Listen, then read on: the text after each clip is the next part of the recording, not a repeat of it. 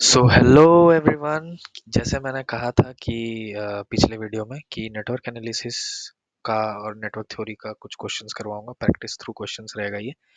और not just network theory, network analysis, बाकी भी सब्जेक्ट जो हो, सिग्नल सिस्टम हो गया, है ना, एनालॉग हो गया, डिजिटल हो गया। तो ये जितने भी सब्जेक्ट्स हैं उसके कुछ ना कुछ क्वेश्चंस मैं करवाने की कोशिश करूंगा। तो चलिए शुरू करते हैं, ज़्यादा लेट नहीं करते हैं। तो सबसे पहले होगा बीएल का, नेटवर्क एनालिसिस का टेस्ट वन है। आप लोग टेस्ट की तरह मानिए, जो भी क्वेश्चन आ रहा है करने की कोशिश करिए। ये है एक्चुअली, ये प्रीवियस ईयर के क्वेश्चंस प्लस कुछ एक्सपेक्टेड क्वेश्चंस है जो मिक्स है, ठीक है। तो ये क्वेश्चंस है, आराम से प्रैक्टिस करिए, मेरे साथ आइए और प्रिपरेशन को और तेजी से आगे बढ़ाइए, ठीक है। तो जल्दी शुरू करते हैं। नेक्स्ट पेज देखते हैं एक बार। तो सबसे पहला क्वेश्चन आता है, वो है नेटवर्क एनालिसिस का। ये कह रहा है कि if I1 and I2 are two current sources that are connected in series in the same direction, then the total current in the circuit will be, ठीक है। वो बोल रहा है, बहुत ही सिंपल क्वेश्चन है, बहुत ही बेसिक्स से उठाया गया है काफी, है ना। तो बोल रहा है कि दो करंट सोर्स है, समझ लो, ठीक है। दो करंट सोर्स है और उसको सीरीज में लगा दिया है। कोई भी I1 I2 आगे, सेम डायरेक्शन, उल्टा डायरेक्शन, कुछ भी मान लो, ठीक है। तो I1 मान लिया और I2 मान लिया, ठीक है। सेम डायरेक्शन में लगाया है, सेम डायरेक्शन में बोला है ना, ठीक है। तो सेम डायरेक्शन में लगा देते हैं ना, इसको हटा के सेम डायरेक्शन में लगा देते हैं। तो इसको सेम डायरेक्शन में, तो बोल रहा है कि I1 and I2 are two current sources that are connected in series, series में कनेक्ट किया मैंने, और in the same direction, then the total current in the circuit, circuit में, पूरे सर्किट में टोटल करंट क्या होगा, ठीक है। पूरे सर्किट में समझ लो टोटल करंट क्या होगा।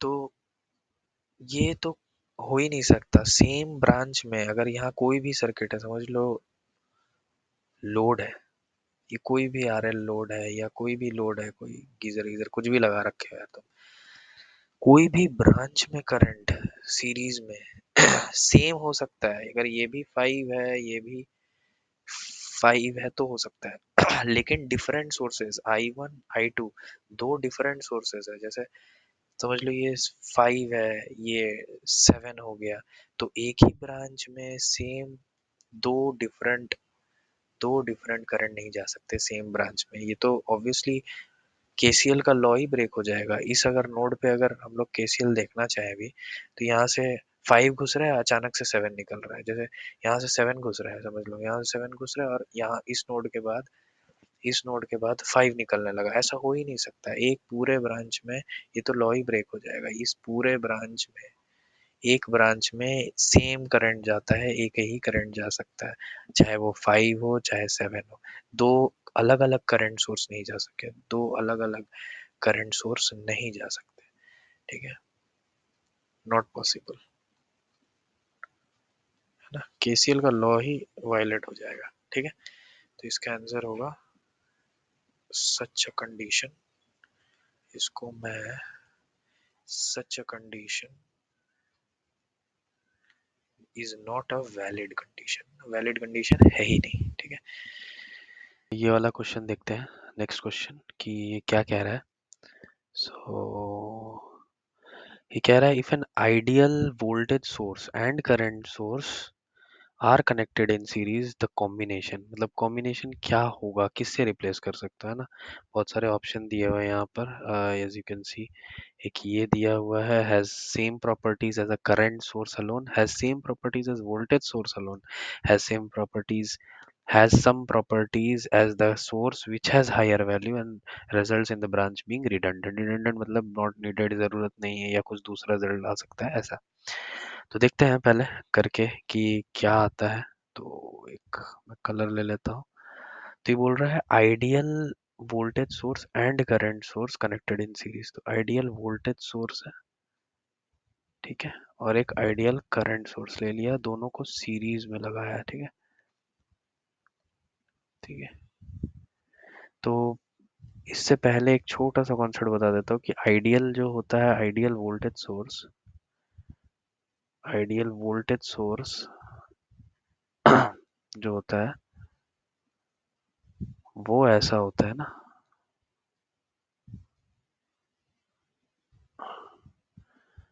और इसी के जगह पर प्रैक्टिकल वोल्टेज सोर्स कैसा होगा?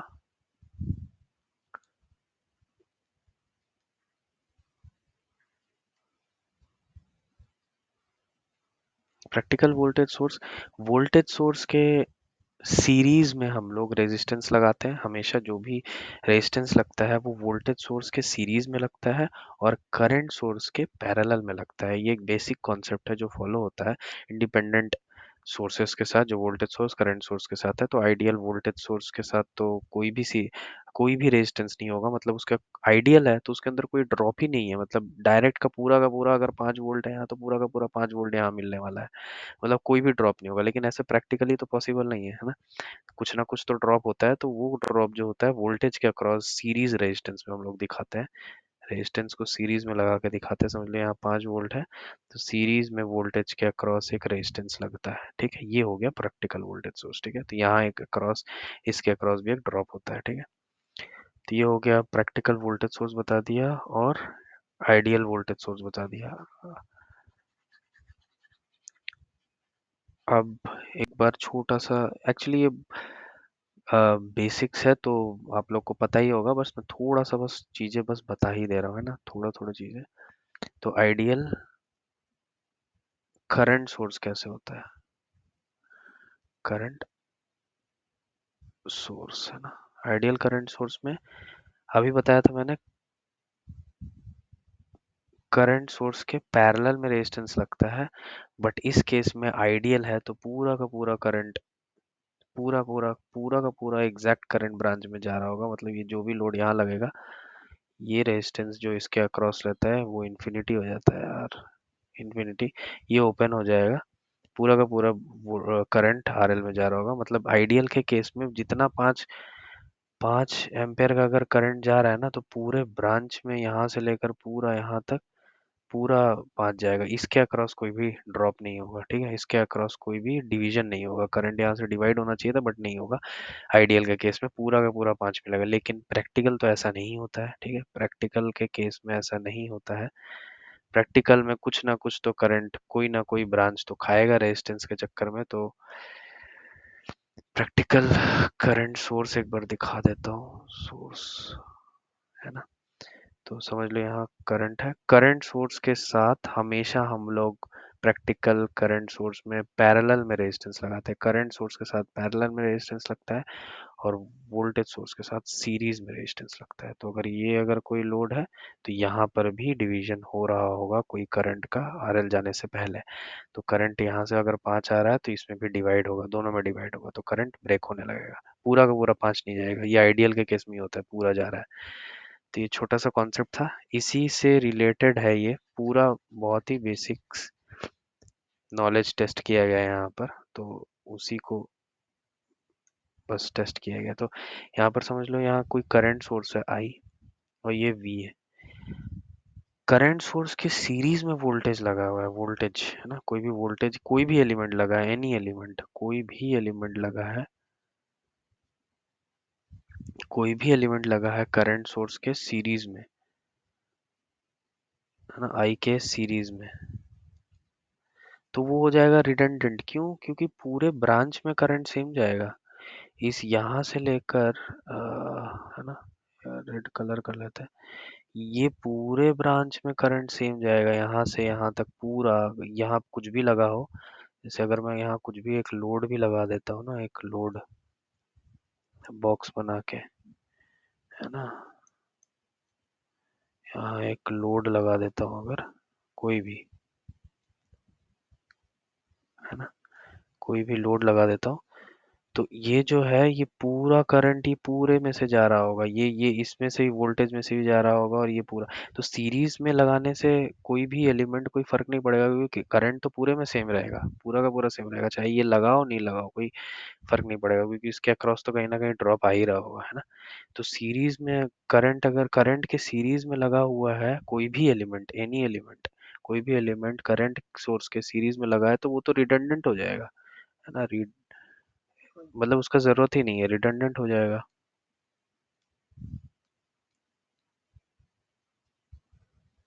है ना। रिडंडेंट हो जाएगा, नॉट नीडेड। तो इसको हटा सकते हो, है ना, ये हटा सकते हैं,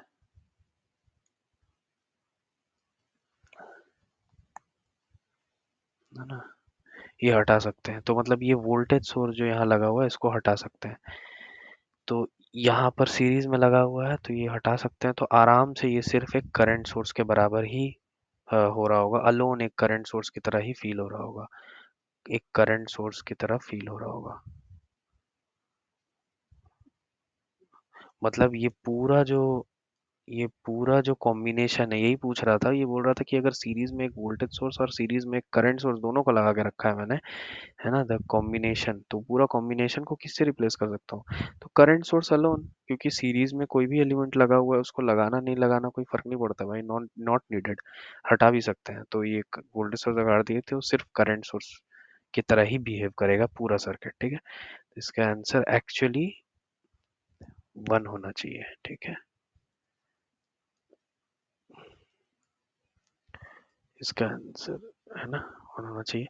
अच्छा, voltage source same properties of voltage source कब दिखाता है, जब वोल्टेज सोर्स क्या होता है, वोल्टेज सोर्स पैरेलल में सेम होता है, ठीक है।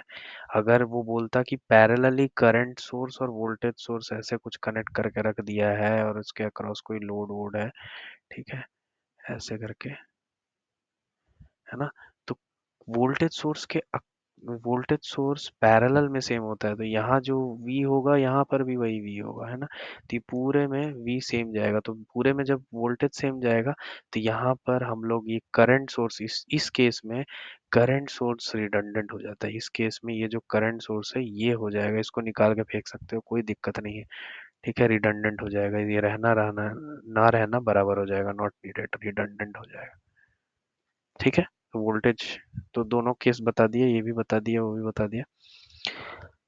ये तो होगा ही नहीं क्योंकि सम प्रॉपर्टीज ऑफ, क्या लिखा है यहाँ पर, यहाँ लिखा है कि some properties of current source which have higher value, मतलब वोल्टेज में से, वोल्टेज या करंट सोर्स में से जो भी हायर वैल्यू का होगा वो दिखाएगा, नहीं ऐसा नहीं होता है, ठीक है। अगर इफेक्ट होगा तो दोनों में से किसी एक का होगा या तो दोनों का होगा, ठीक है, अगर दोनों में लगा है, रिजल्ट्स विल बी, ये तो होगा ही नहीं ऑब्वियसली, दोनों हटा नहीं सकते, ठीक है। तो ये ये हो चुका है क्वेश्चन, काफी बेसिक्स का क्वेश्चन था, बहुत लोगों को पता होगा ऑब्वियसली, ठीक है। नेक्स्ट देखते हैं, नेक्स्ट में क्या है, ठीक है, नेक्स्ट है an electric bulb consumes 720 kilo joule of energy in 5 hours. अच्छा, find the power rating of bulb, ये भी काफी, तो ये पावर रेटिंग पूछा है, पावर रेटिंग जो P होता है ना,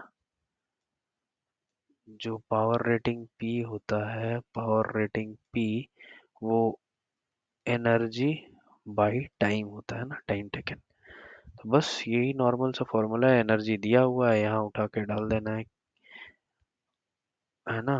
और जो जूल होता है अपना, वो हमेशा वॉट सेकंड होता है ना, तो ये आवर्स को सेकंड में कन्वर्ट करना नहीं भूलना है हम लोगों को, ठीक है, क्योंकि ये जो ऐसा जो एक्चुअल यूनिट होता है, जूल वॉट सेकंड या जूल, है ना, क्योंकि जूल में ही ले रहे हैं हम लोग, किलो जूल में कंसिडर कर रहे हैं सब चीजें, तो जूल का भी जो है यूनिट, उसको प्रॉपरली लेना पड़ेगा, ये जो है ये चीज को सेकंड में लेना पड़ेगा, 5 आवर्स दिया उसको सेकंड में ले लेना, बस काम हो जाएगा।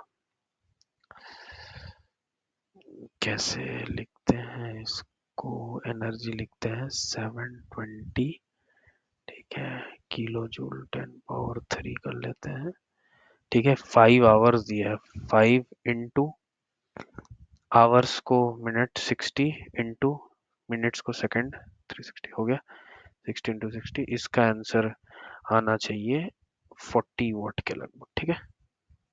ये तो बेसिक कैलकुलेशन ही हो जाएगा, ये आएगा आंसर 40 वॉट, ठीक है। नेक्स्ट, अच्छा, ये एक्टिव पावर रिएक्टिव पावर है, ठीक है। इसके बारे में कुछ चीजें बतानी है, तो वो होगा, ठीक है। एक्टिव पावर रिएक्टिव पावर यहाँ दिख रहा है। तो in a single phase circuit the apparent power is 250 volt ampere and the reactive power is 150 var, ठीक है। रिएक्टिव पावर दिया हुआ और apparent पावर दिया है, ठीक है। एक्टिव पावर निकालना हो, ठीक है। तो ऐसे कर सकते हैं, देखो। इसमें पावर ट्रायंगल एक बार देख लेते हैं ना, पावर ट्रायंगल बोल के होता है। पावर ट्रायंगल देख लेते हैं कौन से एलिमेंट्स कहाँ आते हैं, ठीक है। तो नीचे वाला जो होता है, वाह सीधा बना है एकदम, ये खराब हो गया, ठीक है कोई बात नहीं। ये होता है फेज एंगल फाई, ठीक है। ये पूरा पावर का ट्रायंगल बना दिए, ये है अपरेंट पावर, जिसको हम लोग एस कहते हैं, ठीक है। और ये होता है ट्रू पावर और एक्टिव पावर, जिसको हम लोग एक्टिव पावर भी कहते हैं, एक्टिव पावर या पी बोलते हैं ना, इसको कहते हैं रिएक्टिव पावर या क्यू, ठीक है। ये फाई हो गया है ना, यही होता है एक्चुअल पावर ट्रायंगल, इसी के बीच में सब कुछ घूमता रहता है। और रिएक्टिव को सॉरी एक्टिव को ट्रू पावर भी बोल सकते हैं, ट्रू पावर, ये एक ही बात है, ठीक है। तो अपरेंट पावर जो एस होता है ना, एस होता है, इसको दूसरे कलर से दिखा देता हूँ, चलो। जो अपरेंट पावर एस होता है वो इक्वल्स टू होता है P plus minus J Q के, ठीक है। आप तो अभी बता ही दिया, पी क्या है, पी ट्रू पावर है और रिएक्टिव पावर क्यू है, एस है अपरेंट पावर, ठीक है। प्लस माइनस क्यू लिया, अगर इंडक्टर होता है, अगर इंडक्टर होता है सर्किट में और उसका रिएक्टिव इंडक्टिव होता है, S equals to P plus J Q लेंगे हम लोग, ठीक है। अगर कैपेसिटर होता है तो S equals to P minus J Q लेते हैं, ठीक है। ये इस हिसाब से लेते हैं क्योंकि रिएक्टेंस दोनों का अलग अलग होता है। माइनस कैपेसिटर का अगर है सर्किट में लगा हुआ तो पी माइनस जे क्यू ले लेना, इंडक्टर अगर है तो अपरेंट पावर कैसे निकालोगे, पी प्लस जे क्यू, ठीक है। और जो मैग्नीट्यूड लिखते हैं हम लोग, यहाँ मैग्नीट्यूड ही पूछा है क्योंकि यहाँ तो देखो वार में दिया है ना, अपरेंट पावर दिया हुआ है और रिएक्टिव पावर दिया हुआ है, ठीक है। तो अपरेंट पावर होता है equals to root over P square plus Q square, ठीक है। इसका मॉड अगर लोगे, इसका अगर मॉड लेंगे हम लोग, इसका एस मॉड करेंगे तो क्या होगा, root over P square plus Q square, वही है, ठीक है। तो बस वैल्यूज दिए हुए हैं, बस डालना है यहाँ पर। तो क्या दिया हुआ है, एक्टिव पावर निकालना है, ठीक है। एक्टिव पावर मतलब पी निकालना है, ठीक है। तो इसको S square minus Q square कर लेते हैं, इसका रूट कर लेते हैं, जो कि पी आ जाएगा, ठीक है। ठीक है, पी एक्टिव पावर पी आ जाएगा, तो एक्टिव पावर यहाँ से आराम से निकाल सकते हैं। तो 250, ये कितना दिया हुआ है अपरेंट पावर, रूट ओवर 250 का स्क्वायर माइनस कितना दिया है 150 का स्क्वायर, निकालेंगे तो आंसर कुछ 200 वॉट के लगभग आना चाहिए, ठीक है। बस, तो ये 200 वॉट आना चाहिए एक्चुअली आंसर, तो है ना, 200 वॉट होगा इसका आंसर। और एक चीज जो मुझे यहाँ बताना था वो है कुछ छोटी मोटी चीजें, है ना। जैसे जो रिएक्टिव पावर और पावर्स का बता देता हूँ। एस जो होता है अपरेंट पावर, वो हम लोग होते हैं V R M S, I R M S, I R M S, ठीक है। एक्टिव पावर जो P होता है वो होता है VRMS IRMS cos फाई, ठीक है। Q जो होता है वो होता है VRMS IRMS साइन फाई, ठीक है। और जो पावर फैक्टर जिसको हम लोग कहते हैं, पावर फैक्टर अगर कभी निकालने बोला, पावर फैक्टर क्या है, तो वो होता है cos फाई के बराबर, है ना। cos फाई के बराबर, यहाँ से cos फाई कितना दिख रहा है, cos फाई होता है पावर फैक्टर, आप लोग याद किए होंगे cos थीटा या cos फाई, तो यहाँ से वो कितना दिख रहा है, cos phi base base by hypotenuse, देखो बेस बाई हाइपोटेनस, तो P बाई S होगा, ठीक है। तो ये होगा P बाई S। तो ये कुछ पॉइंट्स होते हैं, सबके अलग अलग। अगर वोल्टेज दिया हुआ है तो आराम से निकाल सकते हैं। जैसे अगर वोल्टेज दिया हुआ है तो जनरली आरएमएस में ही निकालते हैं, V R M S I R M S करते हैं। अगर मैक्सिमम वोल्टेज दिया है ना, अगर वीएम दिया हुआ है, तो यहाँ पर बता देता हूँ, ये दोनों का रिलेशन भी बता देता हूँ। तो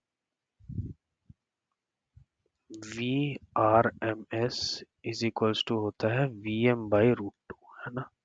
ये होता है maximum voltage by root two. I R M S भी सेम होगा, आई आर एम एस क्या होता है, I M by root two, बस। तो ऐसे करके निकाल सकते हैं। तो V R M S I R M S का वैल्यू यहाँ डालेंगे और पी क्यू आर कुछ भी निकाल सकते हैं। वी आर एम एस जो होता है मैक्सिमम वैल्यू जो होता है सिस्टम में वोल्टेज का, वी एम उसका बाई रूट टू होता है, V M by root two और I M by root two, ठीक है।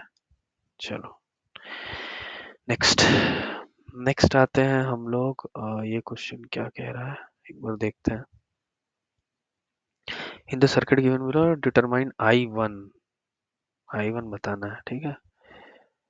यहाँ तो आराम से नोडल लगा सकते हैं। यहाँ इस नोड पे क्यों नहीं दिखा रहा है, इस नोड पे, इस नोड पे हम लोग नोडल लगा देंगे, ठीक है। इस नोड पे नोडल लगा दो, ये इस नोड पे, है ना।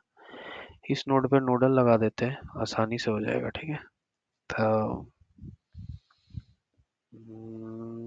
यहाँ से लगाता हूँ, इसको कुछ भी मान लेता हूँ, ठीक है।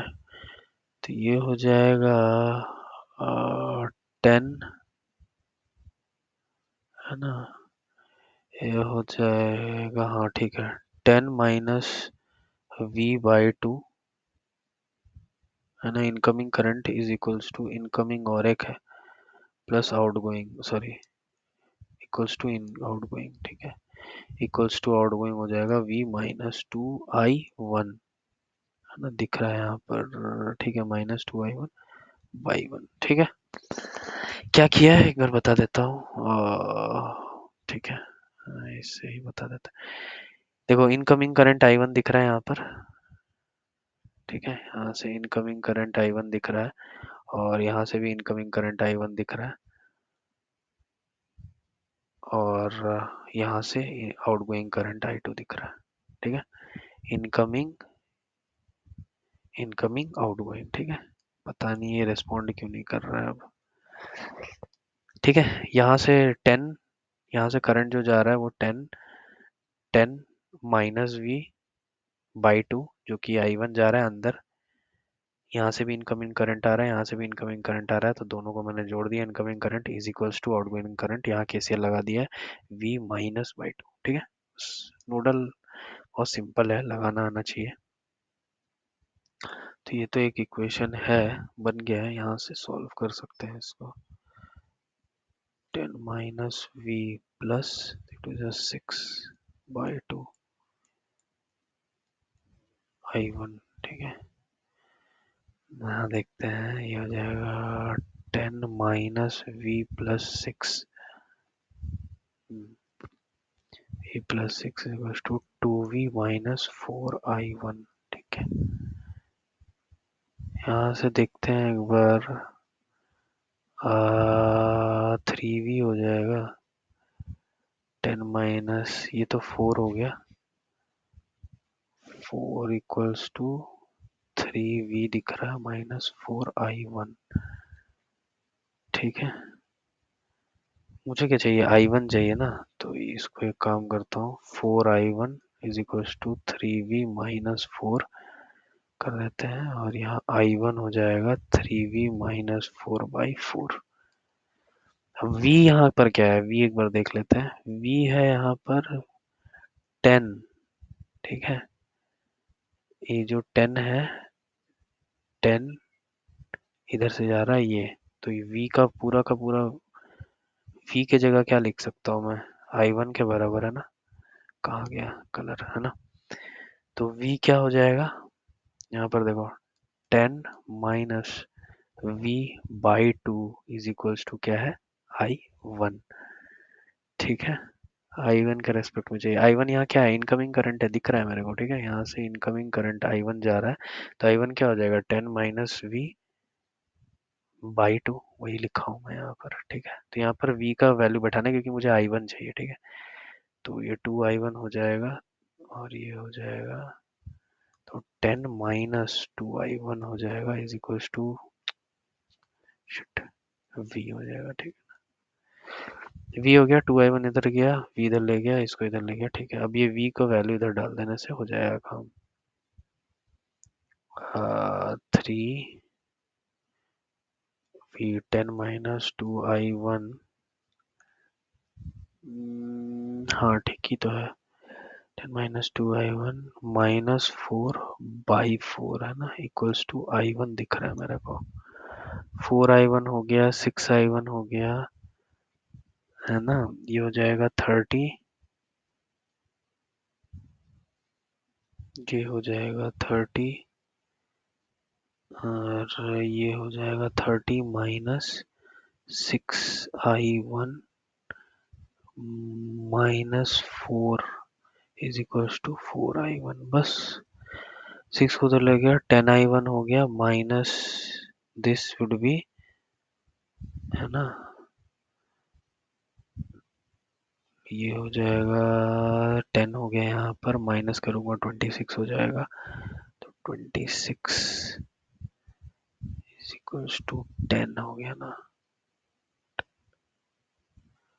10i1 क्या हो जाएगा, i1 i1 कहाँ,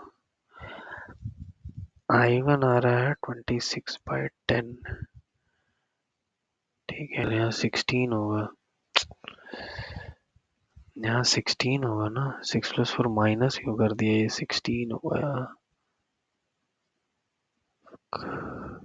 ये 16 होगा, यहाँ 16 होगा,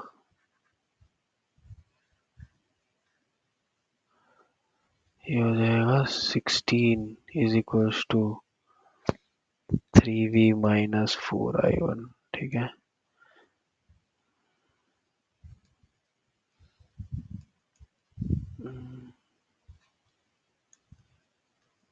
हम्म 3v की जगह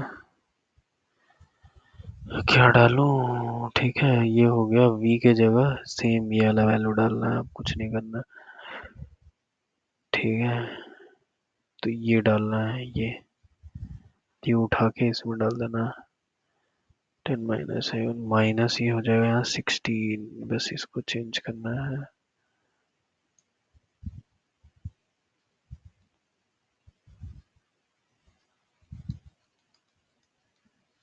ठीक है, ये हो जाएगा 16, ये भी नहीं रहेगा,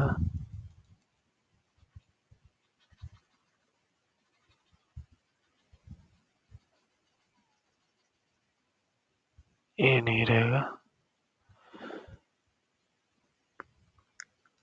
16 हो गया, तो 30 माइनस 6 -16 हो गया।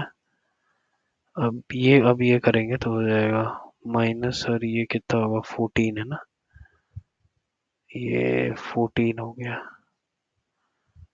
और ये हो जाएगा 10i1 हो गया ना। i1 इज इक्वल्स टू हो जाएगा 1.4। ठीक है।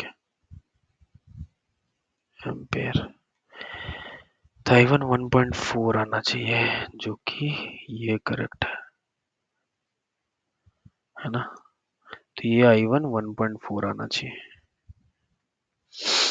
ठीक है, छोटा सा मिस्टेक था, वो रेक्टिफाई हो गया। देखो कैलकुलेशन में हमेशा ध्यान से करना चाहिए, इधर उधर कुछ ना कुछ छोटी मोटी कैलकुलेशन रह ही जाती है। ठीक है, तो देखते हैं अब नेक्स्ट क्वेश्चन हम लोग क्या बोल रहा है। क्या लिखा है यहाँ पर, for the given circuit find the Norton equivalent parameters for the given open terminals. अच्छा, ये वो जो ओपन टर्मिनल्स है, इसके अक्रॉस में नॉर्टन इक्विवेलेंट निकालना है। नॉर्टन मतलब आईएससी कैलकुलेट करना है, short circuit current RN calculate करना है। ठीक है, तो इसके रिगार्डिंग मैं छोटी सी कुछ बातें बता देता हूँ, है ना। छोटी सी बात बता देता हूँ। कभी भी अगर वीटीएच कैलकुलेट करना है, थेवेनिन वोल्टेज, आरटीएच कैलकुलेट करना है, थेवेनिन रेजिस्टेंस, आईएससी कैलकुलेट करना है, या आरएन कैलकुलेट करना है, जो कि नॉर्टन रेजिस्टेंस है, ये सब कभी भी कैलकुलेट करना, तो हमेशा तीन चीज दिमाग में रख के, है ना। तो ये तीन पैरामीटर्स बता दे रहा हूँ। अगर सर्किट में, अगर ये पूरे सर्किट में अगर सिर्फ इंडिपेंडेंट सोर्स लगा है, सिर्फ इंडिपेंडेंट सोर्स मतलब कोई वोल्टेज सोर्स लगा है, कोई करंट सोर्स, इंडिपेंडेंट सोर्स लगा है, कोई डिपेंडेंट नहीं। ठीक है, ये डिपेंडेंट सोर्स है, ये डिपेंडेंट सोर्स है, ये डिपेंडेंट सोर्स है। तो सिर्फ इंडिपेंडेंट सोर्सेज जिसमें लगे हो, ठीक है, सिर्फ इंडिपेंडेंट सोर्स अगर लगा हुआ, ओनली इंडिपेंडेंट सोर्स, है ना। अगर सिर्फ इंडिपेंडेंट सोर्स लगा है, तो हम लोग क्या करते हैं, वीटीएच, आरटीएच, आईएससी जो है वो डायरेक्टली कैलकुलेट कर सकते हैं ना, डायरेक्टली कैलकुलेट, इवेल्युएट, है ना,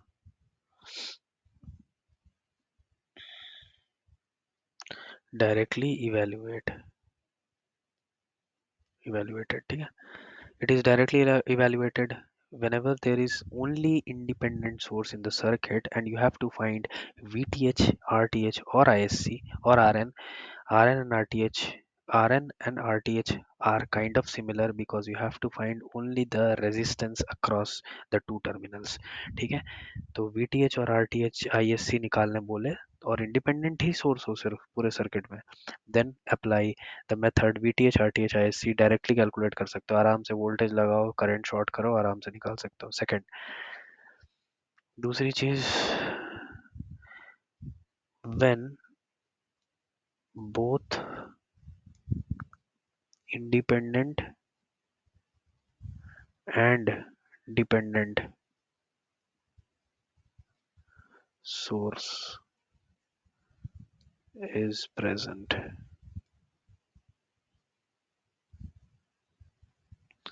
ठीक है, अगर दोनों प्रेजेंट है ना, अगर दोनों प्रेजेंट है, एक डिपेंडेंट सोर्स भी इंडिपेंडेंट डिपेंडेंट सोर्स भी प्रेजेंट है, और एक ये इंडिपेंडेंट सोर्स भी प्रेजेंट है।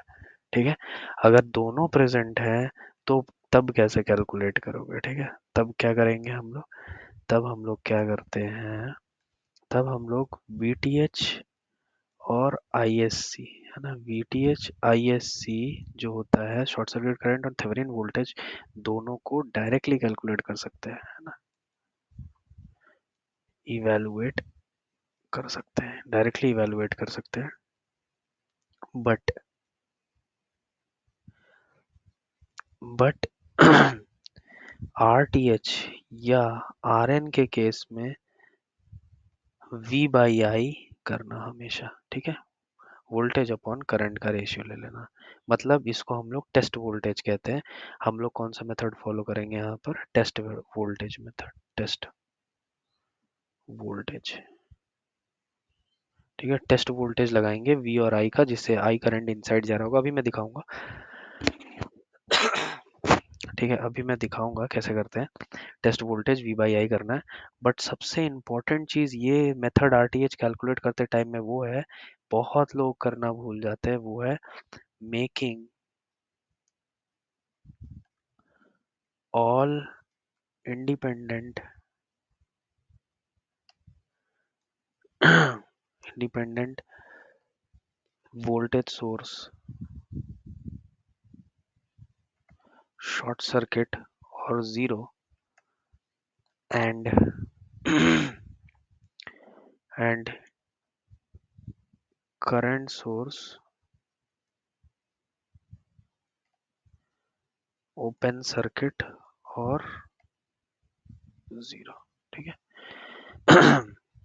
वोल्टेज सोर्स को जीरो करने का मतलब होता है शॉर्ट सर्किट करना वोल्टेज सोर्स को, और करंट सोर्स को जीरो करने का मतलब होता है ओपन सर्किट करना। तो ये करना नहीं भूलना है कभी भी। ठीक है, हम लोग को ये चीज करना नहीं भूलना है। हम लोग जनरली बहुत लोग VTH RTH कैलकुलेट करते टाइम में ये बहुत बड़ा मिस्टेक करते हैं कि VTH RTH को टेस्ट वोल्टेज से कैलकुलेट करते टाइम में इंडिपेंडेंट सोर्स को शॉर्ट सर्किट ओपन सर्किट नहीं करते, भूल जाते हैं, इसलिए टाइम वेस्ट होता है। हालांकि बाद में कर लेते हैं, कोई दिक्कत नहीं। नेक्स्ट, ये तो चीज मैंने कर दिया, एक हुआ, ये दो पॉइंट्स हो गए। तीसरा पॉइंट, थर्ड पॉइंट, सिर्फ डिपेंडेंट सोर्स रहा तो only dependent source, only dependent source है अगर तो क्या होगा। ठीक है, ओनली डिपेंडेंट सोर्स है तो VTH और ISC जो होगा वो जीरो होगा। ठीक है, क्यों? क्योंकि सर्किट में कोई इंडिपेंडेंट मतलब जो वोल्टेज करंट देगा पूरे सर्किट को, वो तो है ही नहीं प्रेजेंट। मैं सिर्फ डिपेंडेंट सोर्स का बात कर रहा हूँ, यहाँ सिर्फ डिपेंडेंट सोर्स रहा पूरे सर्किट में। और VTH RTH कैलकुलेट करना है, VTH और ISC कैलकुलेट करना है, तो वो तो हमेशा जीरो होगा, क्योंकि डिपेंडेंट जो सोर्स होते हैं वो किसी ना किसी वोल्टेज पे या करंट पे डिपेंड कर रहे होते हैं। ठीक है, किसी ना किसी वोल्टेज या करंट पे डिपेंड कर रहे होते हैं, तो उसको कैलकुलेट करना बड़ा मुश्किल हो जाएगा। तो एक्चुअली VTH और ISC ओनली इंडिपेंडेंट के केस में जीरो होता है। ठीक है, ये जीरो होता है, एक बड़ा सा जीरो।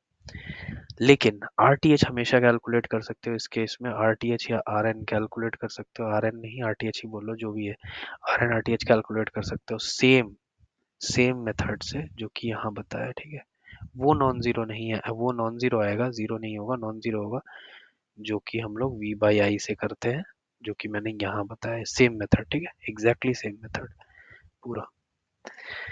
तो ठीक है, अब ये वाला क्वेश्चन पे आगे बढ़ते हैं। ये कुछ छोटी सी चीज़ थी जो बतानी थी, जिसके वजह से ये क्वेश्चन और आसान हो जाएगा। और मैं और एक अच्छा ट्रिक बताऊंगा, या और एक इजी ट्रिक बताऊंगा, जिससे हम V बाई आई नहीं भी करने से इजीली कर सकते हैं। ठीक है, वो नहीं फॉलो करेंगे तब भी हो जाएगा। तो एक क्या करते हैं, यहाँ एक पेज ऐड कर लेते हैं ना, नेक्स्ट पेज ऐड कर लेते हैं, बैकग्राउंड ब्लैक ही रखते हैं। ठीक है, तो क्वेश्चन क्या था? क्वेश्चन ये है ना, इस क्वेश्चन को उठा के ले आ सकता हूँ मैं,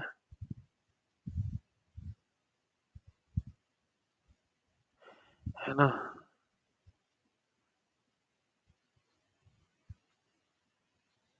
नेक्स्ट पेज कर दिया। ठीक है, नेक्स्ट पेज में प्रीवियस, नेक्स्ट नेक्स्ट, ओके, इसका बैकग्राउंड ब्लैक करते हैं, इसको यहाँ किया, ओके, ये किया, नेक्स्ट वाले पेज को डिलीट कर देते हैं, जी डिलीट, चलो कोई नहीं, अपलोड करते टाइम में डिलीट कर दूंगा। ठीक है, इसको यहाँ रख लेते हैं, अब आराम से क्वेश्चन सॉल्व करते हैं। ठीक है, तो क्या करना है, सबसे पहले RTH कैलकुलेट करने का कोशिश करते हैं, देखते हैं RTH कैसे कैलकुलेट होगा। देखो ISC कैलकुलेट आराम से हो जाएगा, यहीं से दिख रहा है। ठीक है, ISC कैलकुलेट करते टाइम में पहले RTH कैलकुलेट कर देते हैं, मैंने इसका ट्रिक बताने वाला था। तो आरटीएच में टेस्ट वोल्टेज का जो सीन था वो हम लोग क्या करते हैं, जो भी टर्मिनल से हम लोगों को कैलकुलेट करना है एससी या आरटीएच या आरएन, उसके अक्रॉस टेस्ट वोल्टेज लगाने का मतलब होता है उससे एक वोल्टेज सोर्स और एक वोल्टेज सोर्स कनेक्ट कर देंगे जहां से करंट आई जा रहा होगा, यही टेस्ट वोल्टेज होता है। बहुत लोग इसको वी नहीं मान के 1 वोल्ट टेस्ट वोल्टेज बोलते हैं, 1 वोल्ट लेके करते हैं पूरा पूरा क्वेश्चन, 1 वोल्ट एग्जैक्ट 1 वोल्ट लेके करते हैं पूरा क्वेश्चन, वो भी कर सकते हैं, 1 वोल्ट लेके भी कर सकते हैं। मैंने वी मान के किया, वी बाई आई का रेशियो ही डायरेक्टली तुमको आरटीएच दे देगा ना, वी बाई आई ही आरटीएच हो जाएगा, RTH is equals to V by I. ठीक है। तो करंट, इनकमिंग करंट लेंगे, ये करंट कोई कोई दूसरा करंट मान लेता हूँ वरना आप लोग कंफ्यूज हो जाओगे, ठीक है, वरना सब कंफ्यूज हो जाएंगे, तो मैं स्मॉल आई मान लेता हूँ, चलो ठीक है। अब बस कुछ नहीं करना है, ये वोल्टेज पैरेलली सब पे लगा हुआ है तो नोडल लगा सकते हैं आराम से, ठीक है। ये वोल्टेज सब पे पैरेलल है तो ये वोल्टेज यहाँ पे भी इक्वल होगा, यहाँ पे भी सेम होगा, यहाँ पर जाके एक रेजिस्टर आ रहा है तो डिवाइड हो रहा है तो यहाँ पर वोल्टेज सब पे सेम होगा तो ये पूरा V इधर जाएगा। डायरेक्टली मैं अब नोडल लगा देता हूँ। नोडल बहुत इंपॉर्टेंट है, बहुत ही ज़्यादा, हर जगह काम आएगा, एनालॉग एनालॉग्स हर जगह हर जगह, तो बेसिक चीज़ है। तो ये हो जाएगा V incoming current is equal to outgoing current कर लेते हैं, ठीक है। एक बार सर्किट रीड्रॉ कर देता हूँ, है ना, एक यहीं पे कर देता हूँ, चलो यहीं पे बना देता हूँ। यहाँ पर हम लोग निकाल रहे हैं आरटीएच, और पीछे वाले ही मैंने सीन में बोला था कि आरटीएच कैलकुलेट करते टाइम में वी बाई आई करेंगे, making all independent voltage source zero and current source open circuit करना है, ठीक है।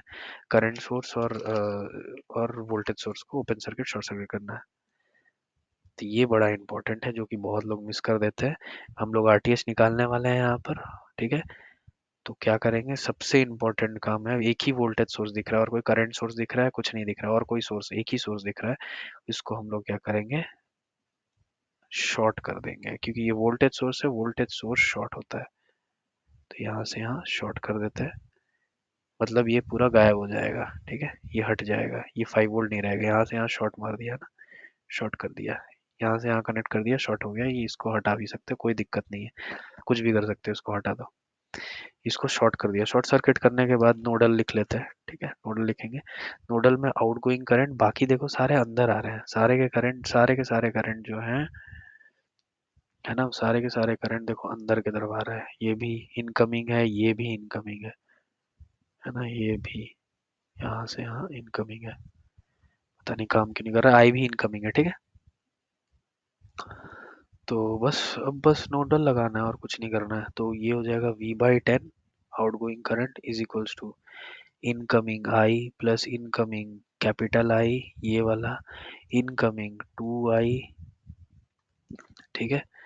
अब बस इसको सॉल्व कर देना है, तो ये V/10 3I हो गया, माइनस ऑफ 3I हो गया इज इक्वल्स टू आई, ठीक है। अब अब आई को क्या लिख सकते हैं, ये जो कैपिटल आई है यहाँ से करंट जा रहा है ना, बहुत इंपॉर्टेंट छोटी सी चीज़ है, यहाँ से करंट जा रहा है, प्लस से माइनस हो गया, तो इसके अक्रॉस वोल्टेज कितना हो जाएगा, 2I, ठीक है। ये 2I किसके बराबर आ रहा है, ये वोल्टेज सब में सेम है ये वोल्टेज सब में सेम है, ये जो वोल्टेज जा रहा है ये पैरेलली कनेक्टेड है, पैरेलल में वोल्टेज सेम होता है, तो ये वोल्टेज यहाँ पे सेम है, ये वोल्टेज यहाँ पे भी सेम है।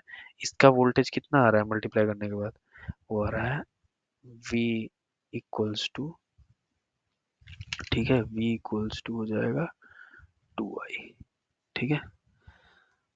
ये लिख सकते हैं आई, कैपिटल आई के जगह पर हम लोग V/2 लिख सकते हैं ना, V/2 लिख सकते हैं।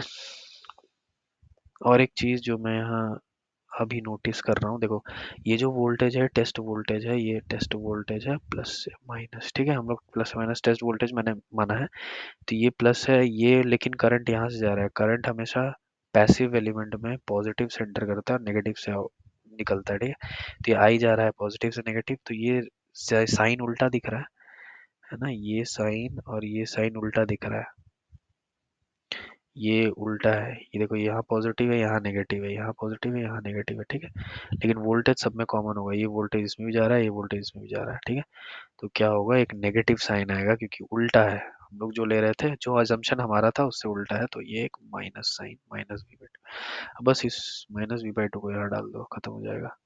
तो ये v by ten minus of three minus of v by two हो जाएगा, minus of v by two is equal to I, ठीक है। ये v by ten plus three V by two हो जाएगा, जाएगा ten V plus five three ज़ा fifteen V, और आई इसको यहाँ लिख लेते हैं, sixteen V by ten is equal to I.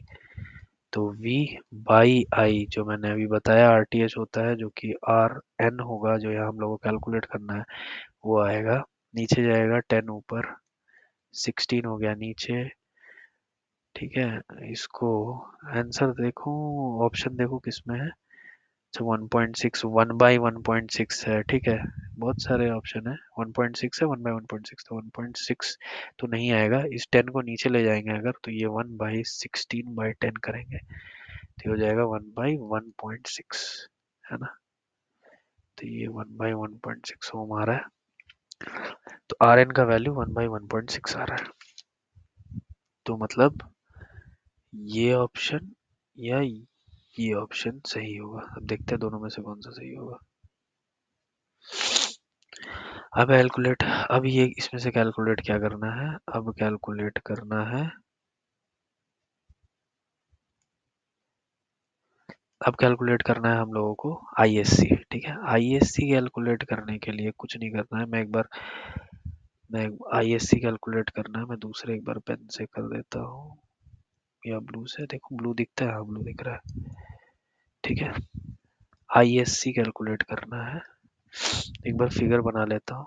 Plus minus 5 दिख रहा है यहाँ, यहाँ रेजिस्टेंस है, यहाँ पर भी रेजिस्टेंस है एक, ठीक है। यहाँ से करंट जा रहा है आई, ठीक है। आई करंट जा रहा है, यहाँ से दिख रहा है मेरे को 2, और यहाँ से दिख रहा है करंट सोर्स है, ठीक है। ये जो कि 2 आई है, और यहाँ इस टर्मिनल से आईएससी निकालना है, यहाँ से ए और बी। आईएससी जहाँ से जिस टर्मिनल से निकालना है उस शॉर्ट सर्किट, आईएससी होता है शॉर्ट सर्किटेड करंट, तो ये दोनों टर्मिनल को मैंने शॉर्ट कर दिया, ठीक है। शॉर्ट कर दिया, पकड़ के दोनों लगा दिया, शॉर्ट सर्किट, ये करंट निकालना होता है आईएससी। इसमें से करंट कितना जाएगा वो पता करना है। ये शॉर्ट सर्किट होने का मतलब क्या है, इस रेजिस्टेंस के अक्रॉस शॉर्ट हो गया है ना,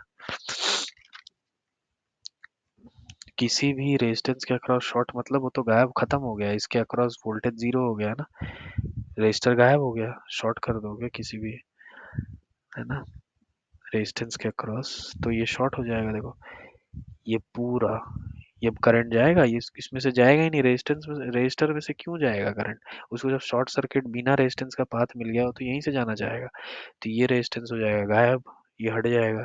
जैसे ही अगर ये हटेगा, देखो ये जैसे ही ये, है ना, ब्लू में, ये आईएससी क्या हो गया, ये शॉर्ट सर्किट हो गया, ये शॉर्ट सर्किट मतलब ये जीरो हो गया। जैसे ही ये जीरो होगा, आई जीरो हो गया, आई जीरो मतलब ये भी जीरो, ये जीरो, आई यहाँ पर है ना, ये आई जीरो हो गया, आई यहाँ पर भी है, जो डिपेंडेंट है आई पे ही, आई पे ही काम कर रहा है ये, है ना। तो ये जीरो मतलब ये भी जीरो, तो ये हो जाएगा, करंट सोर्स है तो ये ओपन हो जाएगा।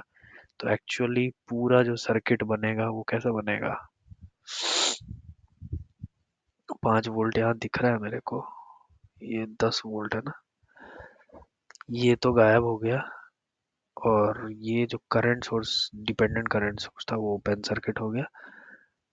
यहाँ से मेरे को आईएससी चाहिए, आईएससी, ठीक है।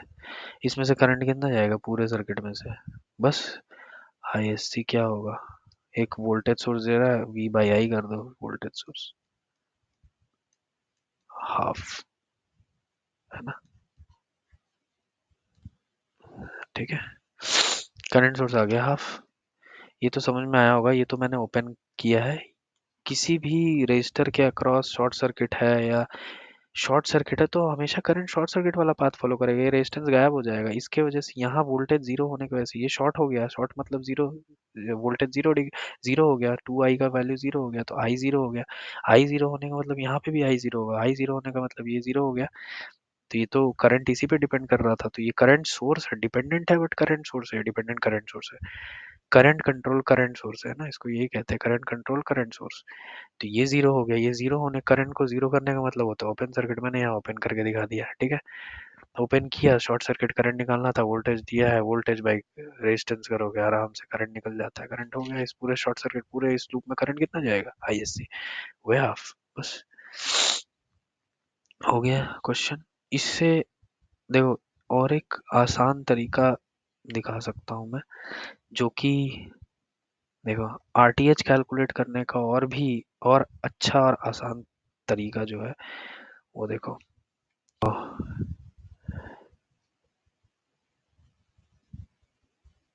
यहाँ पर एक काम करता हूँ, देखो आरटीएच कैलकुलेट करने का बहुत ही आसान एक तरीका है जो डायरेक्टली कर सकते हो आराम से। इतना वी बाई आई जो यहाँ पर वी बाई आई किए हम लोग, इतना कुछ किए वी बाई आई करके, नोडल लगाए, ये सब किए, इतना कुछ नहीं करने के बजाय भी और भी एक आसान तरीका है, आरटीएच डायरेक्ट कैलकुलेट कर सकते हो, वो मैं ट्रिक तरीका बता दे रहा हूँ, ठीक है। देखो यहाँ से एक बार नहीं बना ही लेते हैं यार, फिर कॉपी पेस्ट करने में बहुत नाटक होता है, या एक बार निकाल के, ठीक है कोई बात नहीं, बना लेता हूँ नेक्स्ट पेज में, है ना, नेक्स्ट पेज की ज़रूरत पड़ ही गई, ठीक है। तो ये 5 वोल्ट है, प्लस माइनस 5 है, ये 10 है, यहाँ से एक रजिस्टर लगा हुआ था 2 ओम का आई करंट के साथ, और यहाँ पर एक डिपेंडेंट करंट सोर्स था ना जो कि 2i है, और यहाँ से बोल रहा था आरटीएच कैलकुलेट करो ए और बी टर्मिनल से, मुझे यहाँ से आरटीएच कैलकुलेट करना है, अरे आरएन जो भी वही है, नॉर्टन के लिए आरएन, थेवेनिन के लिए आरटीएच, ठीक है, आरएन कैलकुलेट करना है। तो मैंने हमेशा यही बोला है, वो याद करना जिसमें मैंने कहा है कि आरएन कैलकुलेट करते टाइम में independent current source voltage source को जीरो करना पड़ेगा, सबसे पहला हम लोग काम वही करेंगे, ठीक है।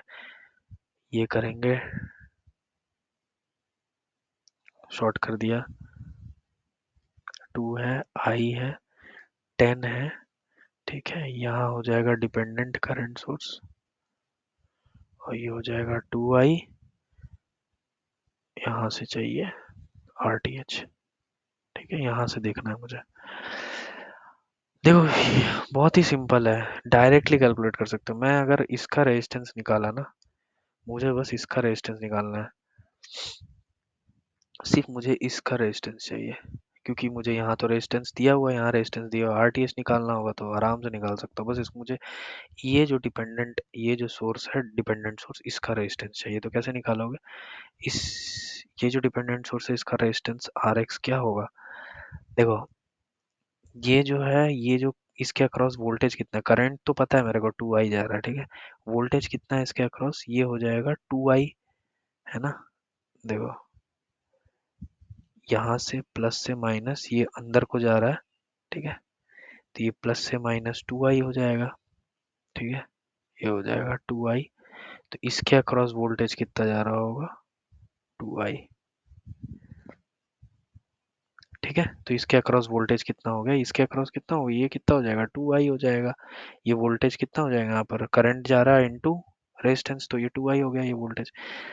अब यही वोल्टेज तो पैरेलल में है, पैरेलल में सेम होना चाहिए, तो 2i इसके अक्रॉस भी आना चाहिए, तो ये जो डिपेंडेंट सोर्स है इसके अक्रॉस वोल्टेज कितना हो रहा होगा, 2i, करंट है मेरा 2i, हाँ, और नेगेटिव और पॉजिटिव कैसे पता करोगे, देखो डिपेंडेंट सोर्स कोई भी एक पैसिव एलिमेंट की तरह ही काम करता है, अगर करंट सोर्स, ठीक है, करंट सोर्स है, करंट पॉजिटिव से नेगेटिव, अगर करंट ऐसे एंटर हो रहा है, ठीक है, अगर ऐसा है तो हमेशा आर एक्स जो होगा वो पॉजिटिव होगा, पॉजिटिव मतलब वी बाई आई, मतलब वोल्टेज बाई जो भी करंट दिया है, ठीक है। अगर करंट सोर्स ऐसा दिया हुआ है और यहाँ नेगेटिव से एंटर हुआ है, पॉजिटिव से निकल रहा है, तो ये हमेशा आर एक्स नेगेटिव हो जाएगा, माइनस वी बाई आई हो जाएगा। ठीक है,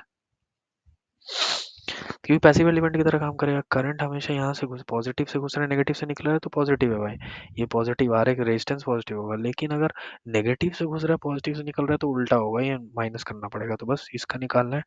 वोल्टेज भी 2i है, वोल्टेज कितना आ रहा है, 2i आ रहा है, करंट भी 2i आ रहा है, तो ये कितना हो गया, 1 हो गया। आर एक्स इसका रेजिस्टेंस मिल गया 1। अब बस यहाँ से रेजिस्टेंस देखना है क्या होगा, ये दोनों पैरेलल प्लस 10 के साथ, देखो 10 पैरेलल टू पैरेलल 1, ठीक है।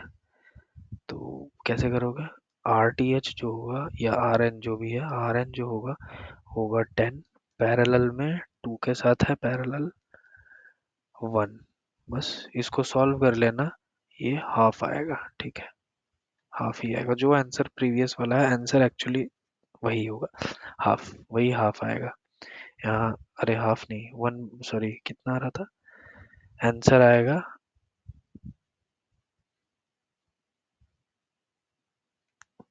आंसर आएगा 1/1.6। कैलकुलेट कर लेना, यही होगा आंसर। ठीक है, आर एन होगा ये। तो ये भी बहुत इजी टेक्निक है, जल्दी जल्दी करने का तरीका है, कुछ ही टाइम में नोडल वोडल नहीं लगाना है, फटाक से कर सकते हैं, वही तरीका बेस्ट है। ठीक है, तो ये कुछ बातें थी इस क्वेश्चन से रिलेटेड जो बतानी थी, वो ये है।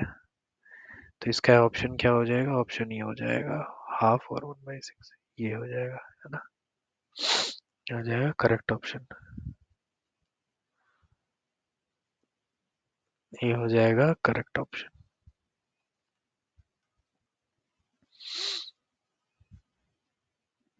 ठीक है, अब चलते हैं नेक्स्ट क्वेश्चन पे बिना देरी किए। ठीक है, नेक्स्ट तो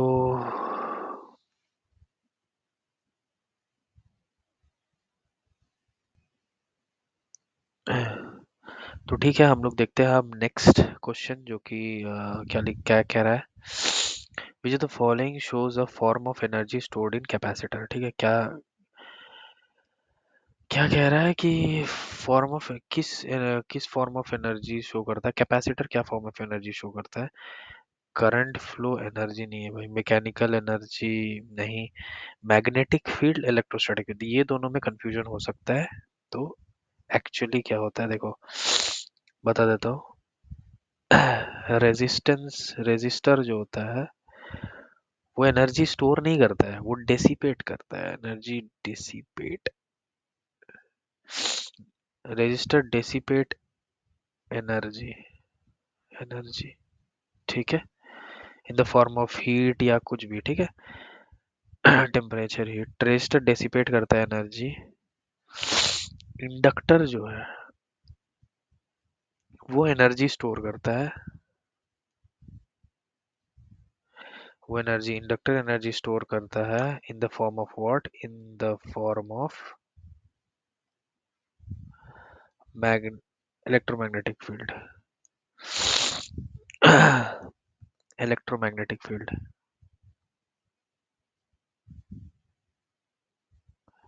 ठीक है, इलेक्ट्रोमैग्नेटिक फील्ड करता है। और जो कैपेसिटर होता है वो एनर्जी स्टोर करता है in the form of electrostatic field. ठीक है, तो इसका आंसर इलेक्ट्रोस्टैटिक फील्ड होना चाहिए। कैपेसिटर ऐसा होता है, ठीक है, एक तरफ से चार्ज करोगे डिस्चार्ज करोगे, चार्ज करोगे तो प्लस प्लस प्लस प्लस जाएगा, यहाँ अपोजिट में, तो ये ये इलेक्ट्रोस्टैटिक फोर्स की तरह, इलेक्ट्रोस्टैटिक फील्ड की तरह चार्जेस एक्यूमुलेट करता है कैपेसिटर। ठीक है, सी।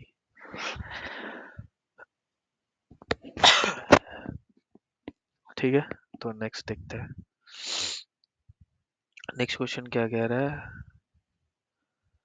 इन current okay, in the current is dash times maximum current of half power points of resonance. Resonance curve, अच्छा डैश टाइम्स कितने टाइम्स होता है, अच्छा ठीक है। देखो रेजोनेंस कर्व का जो बात बोला है, हाफ पावर पॉइंट्स का जो बात है ना, ये देखो, ये देखो, ये रेजोनेंस के टाइम में, रेजोनेंस के टाइम में, रेजोनेंस के टाइम में देखो ये कुछ ऐसा, ऐसा ग्राफ होता है ना।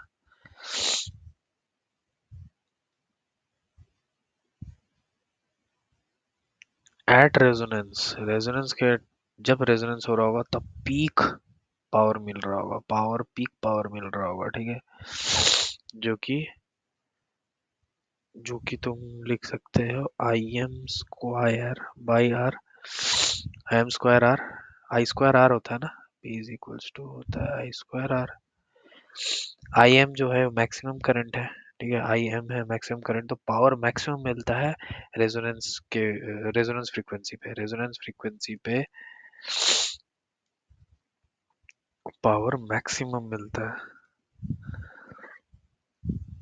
जैसे ही थोड़ा थोड़ा नीचे जाते जाओगे धीरे धीरे, तो एक ऐसा पॉइंट आएगा जब ओमेगा एल ओमेगा एच, ठीक है, तो ये दोनों पॉइंट पे, ये दोनों पॉइंट पे पावर जो हो रहा होगा वो, यहाँ का पावर जो हो रहा होगा वो P1/√2 हो रहा होगा, जिसको हाफ पावर, सॉरी P1/2 नहीं, ये P1 P/√2 होता है। रुक जाओ, ये होगा, कैंसिल करो इसको, ये होगा, ठीक है, ये होगा √2, ठीक है, ये होता है Im/√2 का स्क्वायर, ठीक है, पूरा √2 का स्क्वायर होता है इनटू आर, तो ये हो जाएगा P/Im का स्क्वायर R/2, जो कि हो गया P1/2। तो यही हाफ पावर पॉइंट है ना, ये हाफ हो गया, तो एक्चुअल जो पावर होने वाला था, पीक पे जो पावर है उसका हाफ हो जाता है जस्ट, ठीक है, तो वो कितना टाइम्स होता है, √2 टाइम्स होता है, ठीक है, 1/√2 टाइम्स होता है पीक का, तो जो भी पीक का पावर होता है उसका 1/√2 टाइम्स होता है, तो ये होगा, जो भी पावर यहाँ आएगा होगा power is equals to peak का जो भी √2 करोगे मिल जाएगा, ठीक है, तो ये √2 टाइम्स होता है, तो √2 इज 1/√2 टाइम्स इज 1/0.707, ठीक है। इसको डिटेल में हम लोग कंट्रोल सिस्टम में और अच्छे से पढ़ते हैं, नेटवर्क में भी है एसी एनालिसिस के टाइम में, तो वो देख लेंगे वहां पर। नेक्स्ट, एडमिटेंस, अच्छा ठीक है, in parallel resonance circuit the admittance is admittance क्या होगा पैरेलल सर्किट में, पैरेलल सर्किट है, पैरेलल रेजोनेंस सर्किट बोला है, आर एल बनाओ, एल सी,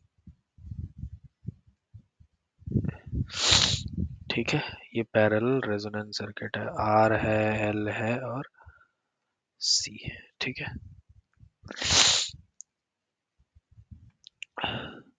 रेजोनेंस के केस में, पैरेलल रेजोनेंस के केस में जो सी, एक बार थोड़ा सा बता देता हूँ, सीरीज आरएलसी अगर है या सीरीज रेजोनेंस, और पैरेलल रेजोनेंस, पैरेलल आरएलसी, ठीक है।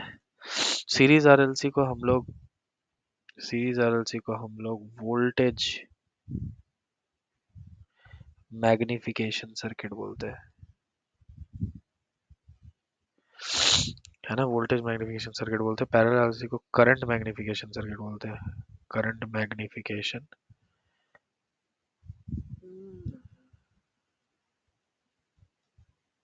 ठीक है, वोल्टेज मैग्निफिकेशन सर्किट। तो सीरीज आरएलसी में रेजिस्टेंस वोल्टेज मैग्नीफाई करना है। रेजिस्टेंस जो होता है वो सीरीज में आरएलसी लगा रहता है।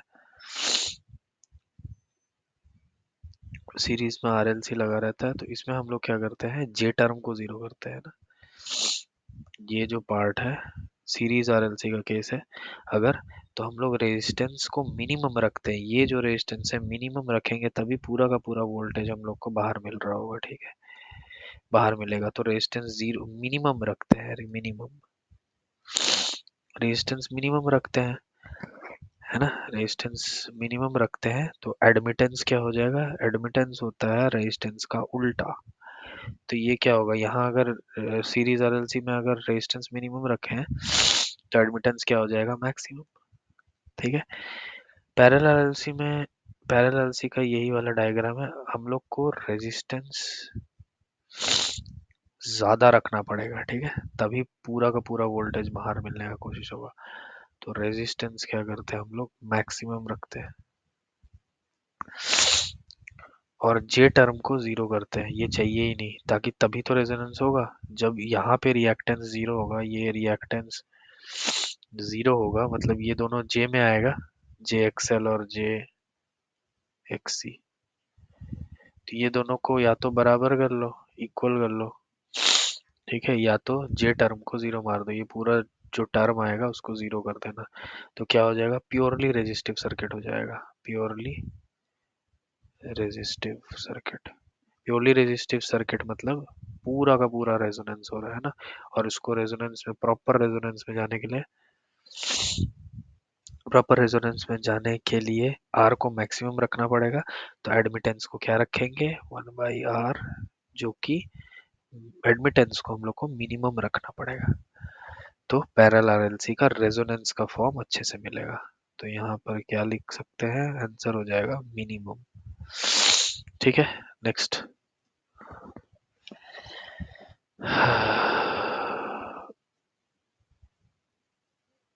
ठीक है, नेक्स्ट है,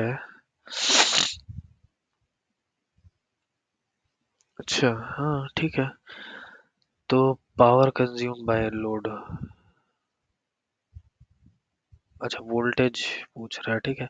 ये तो voltage applied to a load is 10 sin 500t and current, voltage और करंट दिया हुआ है, ठीक है, वोल्टेज एंड करंट दिया हुआ है, और then power consume by the load is this, ठीक है, कोई बात नहीं। पावर मैंने आगे ही बताया था पहले ही स्लाइड में कि पावर इज इक्वल्स टू होगा V R M S I R M S cos phi. यहाँ power consume by the load पूछा है, मतलब एक्टिव लोड ही बोल रहा है। एक्टिव लोड कितना जा रहा होगा, ठीक है, लोड में, तो V R M S I R M S cos phi कर दो। वी आर एम एस कितना होगा, ये जो दिया हुआ है ना, ये जो दिया हुआ है ना, ये जो दिया हुआ है ये वीएम है, मैक्सिमम वोल्टेज है, वीएम साइन ओमेगा टी है, ठीक है। ये भी वीएम साइन ओमेगा टी है। तो ये वीएम है, वीएम, तो वीआरएमएस लाने के लिए क्या होगा, VM by root two into I M by root two cos, ये दोनों में फेज का डिफरेंस कितना है, यहाँ कोई फेज नहीं है, 0 और 60, दोनों में डिफरेंस कितना हुआ, 60 डिग्री का, ठीक है। फेज में डिफरेंस कितना हुआ, 60, और यहाँ पे कोई फेज नहीं है, साइन के साथ कोई फेज दिख रहा है, नहीं, है ना। तो ये 60 डिग्री का फेज है। बस सब डाल देना है, V M is 100/√2, I M है तुम्हारा 100, सॉरी 10/√2 इंटू cos 60 डिग्री।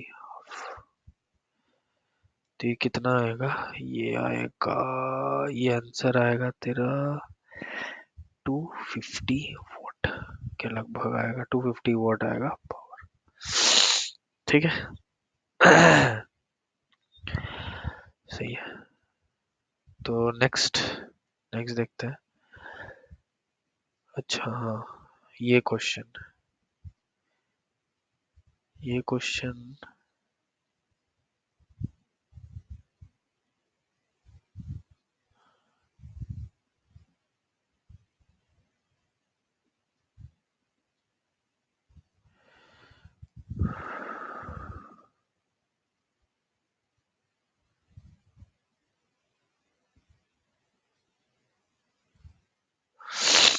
चलो देखते हैं ये वाला क्वेश्चन। ठीक है, ये बहुत ही अच्छा क्वेश्चन है। काफी थोड़ा सा लॉजिक, थोड़ा सा चीजें यूज किया गया है। तो यहाँ पर बोल रहा है figure shows through RL circuit when a constant forcing function of magnitude Vs 50 volt series RL circuit है ना, अप्लाई किया गया the values of resistance and inductance are. ठीक है, सीरीज RL सर्किट है, ऐसा है कुछ। ठीक है,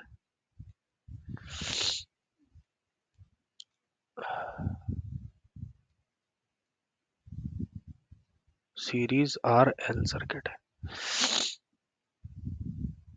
ठीक है, अब देखो सीरीज RL सर्किट है, बोल रहा है कि वैल्यूज बताओ रेजिस्टेंस का R का और इंडक्टेंस L का। ठीक है, चलो बता देते हैं। देखो यहाँ इस ग्राफ से बहुत ही इंपॉर्टेंट चीज नोट करने वाली चीज है। देखो ये करंट और टाइम के बीच का रिलेशन है इंडक्टर का। ठीक है, करंट और टाइम के बीच का रिलेशन है। देखो इंडक्टर जो है जा रहा है जा रहा है जा रहा है, स्टेडी स्टेट पे कहाँ कब पहुंचा है, स्टेडी स्टेट पे कहाँ पहुंचा है, 10 एम्पेयर पे। इंडक्टर 10 एम्पेयर पे स्टेडी स्टेट पे पहुंच गया, मतलब उसका फाइनल स्टेट है वो। ठीक है, 10 एम्पेयर पे स्टेडी स्टेट में पहुंच गया। ठीक है, तो 10 एम्पेयर पे स्टेडी स्टेट में पहुंच गया आफ्टर दिस। ठीक है, तो Vs 50 वोल्ट है, और ये देखो वो ये जा रहा है, ये जा रहा है, 6.32 क्रॉस किया, उसके जस्ट बाद 10 एम्पेयर पे स्टेडी स्टेट पहुंच गया। ठीक है, मतलब फाइनली किस वैल्यू पे इंडक्टर करंट दिखा रहा होगा। स्टेडी स्टेट पे कोई भी सर्किट में इंडक्टर शॉर्ट सर्किट होता है। ठीक है, स्टेडी स्टेट पे इंडक्टर शॉर्ट सर्किट होता है, कैपेसिटर ओपन सर्किट होता है। ये ट्रांजिएंट का बहुत ही बेसिक कॉन्सेप्ट है। ठीक है, ट्रांजिएंट का कुछ क्वेश्चन जब लाऊंगा तो ये भी चीज बताऊंगा उसमें। ट्रांजिएंट तो बहुत अच्छे से करेंगे, कोई दिक्कत नहीं है। तो बस इसको शॉर्ट कर देना है। इंडक्टर स्टेडी स्टेट में शॉर्ट हो जाता है, तो इसके क्रॉस करंट कितना जा रहा होगा। इसके अक्रॉस का करंट दिया है, इंडक्टर स्टेडी स्टेट पे 10 एम्पेयर का करंट लेके जा रहा है। ठीक है, यहाँ पर 10 एम्पेयर का करंट दिया है, तो बस आर निकाल सकते हैं यहाँ से डायरेक्ट, V बाई आई करके। 50/10 है क्या, 10 तो हो जाएगा 5, तो ये हो जाएगा 5 ओम। ठीक है, यहाँ तो एक ही ऑप्शन आ रहा है, तो डायरेक्टली टिक मार सकते हैं कोई भी। ठीक है, तब भी हम लोग दूसरा वाला करते हैं। दूसरा वाला बहुत इंपॉर्टेंट है कॉन्सेप्ट। देखो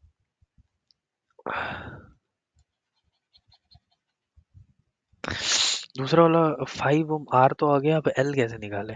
एल निकालने के लिए सबसे आसान तरीका यहाँ पर देखो, 6.32 एम्पियर दिया हुआ है। ठीक है, और 0.03 टाइम, 03 का टाइम दिया है, 0.03 का टाइम दिया हुआ है, 0.3 का टाइम दिया हुआ है सेकंड में। टाइम सेकंड में दिया 0.3 पे। ये 6.32 को कट कर रहा है, देख रहे हो इस ग्राफ में 6.32 को कट कर रहा है, और ये स्टेडी स्टेट पे भी एक वैल्यू दे रहा है।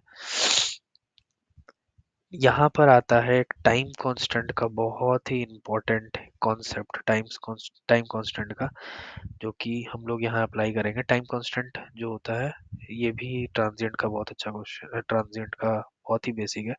टाइम कांस्टेंट जो होता है RL सर्किट के लिए होता है L/R। ठीक है, और RC सर्किट के लिए होता है RC। ठीक है, तो मेरे को R पता है, टाइम कांस्टेंट अगर पता चल गया तो L निकाल सकता हूँ। टाइम कांस्टेंट इस ग्राफ से पता चल जाएगा। देखो एक चीज और, एक चीज निकाल सकते हो, टाइम कांस्टेंट जो होता है, टाइम कांस्टेंट टाइम कांस्टेंट क्या होता है, चलो एक बार ये टाइम कांस्टेंट ही बता देते हैं, जिसको नहीं पता है वो भी। तो टाइम कांस्टेंट होता है एक स्टेडी स्टेट से दूसरे स्टेडी स्टेट में जाने में कितना टाइम लगता है। मतलब अगर हम लोग, अगर कोई भी हम लोग सो रहे हैं, मस्त सपने देख रहे हैं, अपना सोना बाबू जो भी चीज चीज का भी सपना देख रहे हैं, तो जैसे ही टाइम हो जाता है और मम्मी आती है और बाल्टी से पानी मुंह में डाल देती है, तो हम लोग अचानक से शॉक में चले जाते हैं। फिर उसके बाद आराम से थोड़ी देर बाद 5 मिनट, मम्मी 5 मिनट बाद आते हैं, फिर सो जाते हैं। तो सोने का प्रोसेस पहले कंटिन्यू हुआ, फिर थोड़ा सा तुम्हें प्रॉब्लम हुआ, फिर तुम सोने लगे। तो ये जो पार्ट है इसको कहते हैं हम लोग ट्रांजिएंट का टाइम। ट्रांजिएंट मतलब तुम परेशान थे इस टाइम में, सब बहुत इरेगुलर, एकदम कुछ नहीं काम कर रहा है ब्रेन, क्या हुआ क्या नहीं हुआ। इसके पहले तुम स्टेडी स्टेट में थे, इसके पहले स्टेडी मतलब एकदम नॉर्मल स्टेट में, इक्विलिब्रियम वाले नॉर्मल स्टेट में चल रहे थे, स्टेडी स्टेट में। तो टाइम कांस्टेंट क्या होता है? एक टाइम एक स्टेडी स्टेट से दूसरे स्टेडी स्टेट जाने में जो टाइम लगा है वही टाइम कांस्टेंट होता है। और एक मतलब होता है टाइम कांस्टेंट का, इससे भी निकाल सकते हो, वो है टाइम कांस्टेंट के बहुत सारे फैक्टर। टाइम कांस्टेंट इनपुट, जब कोई भी इनपुट मैंने सिस्टम दिया, इन सिस्टम में दिया है इनपुट, जब आउटपुट का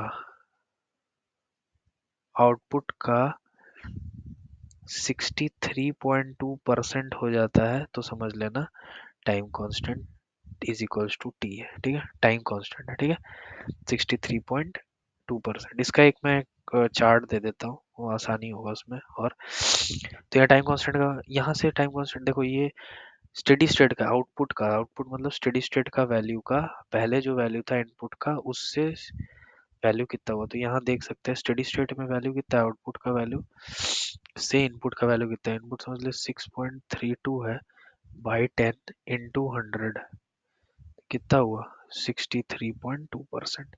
तो ये स्टेडी स्टेट है। ठीक है, तो इस टाइम पे जो मिल रहा है मेरे को, ये ग्राफ यहाँ पे कट कर रहा है और यहाँ पे कट कर रहा है। तो मैंने निकाल लिया कि ये दोनों के बीच में टाइम कांस्टेंट अराइज कर रहा है कि नहीं। हाँ, अराइज कर रहा है, तो ये टाउ जो है वो हो जाएगा 0.3। बस यहाँ 0.3 डालो। ठीक है, 0.3 डालो, एल निकालना है, आर मिल गया है मेरे को 5। ठीक है, एल हो जाएगा 1.5। ठीक है, एल हो जाएगा 1.5, आ गया आंसर। ठीक है, एक चार्ट देने वाला था मैं, छोटा सा दे देता हूँ। अ,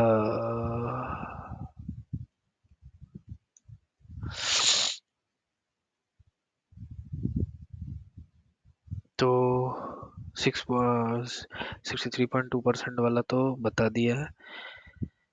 ठीक है, और एक तरीका है टाइम कांस्टेंट पता लगाने का, यहाँ से और एक, ये 63.2% पता नहीं लग रहा है तो और एक चीज से पता लगा सकते हैं कि यही टाइम कांस्टेंट है कि नहीं। जीरो एक्सिस से, ये जो भी जीरो का एक्सिस है, ये जीरो से एक टेंजेंट खींचते चले जाओ, ये लाइन को जोड़ते हुए टेंजेंट खींचते चले जाओ। ठीक है, एक लाइन खींचते चले जाओ। ये स्टेडी स्टेट को जिस पॉइंट पे मीट कर रहा होगा ना, वही टाइम कांस्टेंट है, टी। वही टाइम कांस्टेंट टी हो जाएगा। तो ये लाइन को एक्सटेंड करते चले जाना, जी से जीरो, ये स्लोप का लाइन पकड़ के जाना, स्टेडी स्टेट को जहाँ कट करेगा वही टाइम कांस्टेंट होता है। ठीक है, इससे भी पता लगा सकते थे कि 0.3 जो है वो एक टाइम कांस्टेंट टी है, टाइम कांस्टेंट है। ठीक है, इसका मैं एक क्या कहते हैं, एक बॉक्स दे देता हूँ, नेक्स्ट पेज में ही दे देता हूँ। ठीक है, नेक्स्ट पेज करते हैं, इसमें फटाक से चेंजेस करके मैं आप लोगों को बॉक्स बना के दे देता हूँ। तो एक ये, ठीक है, कि यहाँ से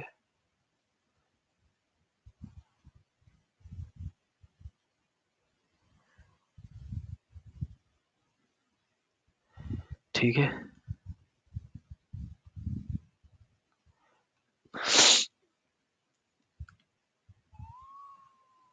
अरे ठीक है, ये टाइम कांस्टेंट का एक छोटा सा टेबल है जिसमें बहुत सारे डिफरेंट टाइम कांस्टेंट पे क्या क्या वैल्यूज लेते हैं, क्या क्या वैल्यूज का बैंड होता है, वो पता चल जाएगा। टाइम कांस्टेंट होगा और एक सी ऑफ टी, फाइनल टाइम जो होता है। ठीक है, final time, time constant T ले लेते हैं। तो ये कैपिटल टी होगा कब, 0.6321 पे। 2t होगा 0.8646 पे। 3t होगा 0.95 होता है, 02। 4T होता है 0.98 समथिंग होता है, 9816। और 5T होता है 32। तो देखो इसका मतलब यही होगा, ये जो ये टाइम कांस्टेंट टी पे जब इनपुट आउटपुट का 63.21% है ना, तब टाइम कांस्टेंट टी होगा। जब इनपुट आउटपुट का 86.46% है, मतलब आउटपुट में तुमको 86 पॉइंट, इनपुट का 86.46% मिल रहा है, तो टाइम कांस्टेंट 2t हो जाएगा, ठीक है। जब इनपुट और आउटपुट का परसेंटेज 95% तक पहुंच गया है कि मुझे इनपुट का 95% आउटपुट में रिसीव हो रहा है, तो टाइम कांस्टेंट 3t हो जाएगा। वैसे ही 4t, वैसे ही 5t, ठीक है। ये एक टेबल है, याद कर सकते हैं, हम लोग को याद रहता है जनरली। जनरली कंट्रोल सिस्टम्स में ये याद करवाया जाता है, याद हो जाता है करते करते क्वेश्चंस, तो याद कर सकते हैं आप लोग, ठीक है। तो नेक्स्ट देखते हैं, नेक्स्ट क्वेश्चन क्या है। अच्छा ये देखते हैं एक बार, ये क्या है। The average power delivered in any network composed of ideal inductors and capacitors. Inductors capacitors का आइडियल एवरेज पावर तो हमेशा जीरो होता है, ठीक है। एवरेज पावर हमेशा जीरो होता है। कैसे? इंडक्टर देखो, कोई भी एसी, एसी मान लो, पॉजिटिव हाफ साइकिल में, पॉजिटिव हाफ साइकिल में क्या होगा, कैपेसिटर चार्ज होगा, फिर डिस्चार्ज होगा, चार्ज हुआ, डिस्चार्ज हुआ, ठीक है। फिर किसी नेगेटिव हाफ साइकिल में, फिर नेक्स्ट पॉजिटिव हाफ साइकिल हो गया, अब नेगेटिव हाफ साइकिल में, पॉजिटिव हाफ साइकिल के बाद नेगेटिव हाफ साइकिल आएगा। नेगेटिव हाफ साइकिल में क्या होगा,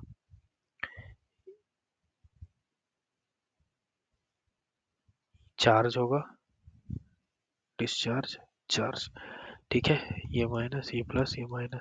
नेगेटिव हाफ साइकिल में उल्टा होगा, जब ये जब ये पॉजिटिव होगा, ये नेगेटिव, ये पॉजिटिव, ये नेगेटिव, दोनों को ऐड करोगे, एवरेज निकालोगे, वो हमेशा जीरो आएगा। ये साइनसॉइडल का केस होता है। ये सिग्नल में पढ़ाया जाता है कि हमेशा average power delivered in any networks of ideal inductors and capacitor हमेशा जीरो होता है। यहाँ से देख भी सकते हो, दोनों को ऐड करोगे, पॉजिटिव हाफ साइकिल में ऐड किया, पूरे वन साइकिल में, फुल वन साइकिल, पूरे वन साइकिल में, पूरे वन साइकिल में, जो कि पॉजिटिव हाफ साइकिल और नेगेटिव हाफ साइकिल मिला के बनता है पूरा एक साइकिल, तो पूरे एक साइकिल में तो जीरो आ रहा है, पॉजिटिव नेगेटिव पॉजिटिव नेगेटिव पूरा जीरो आ रहा है, तो जीरो होता है। नेक्स्ट देखते हैं कि ये क्या पूछ रहा है। ये पूछ रहा है कि find the value of current, I का वैल्यू निकालना है। काफी सिंपल है, सिंपल तो है ही। केवीएल डायरेक्ट लगाने से भी आराम से हो जाएगा, केवीएल डायरेक्ट लगा दो यहाँ पर, ठीक है।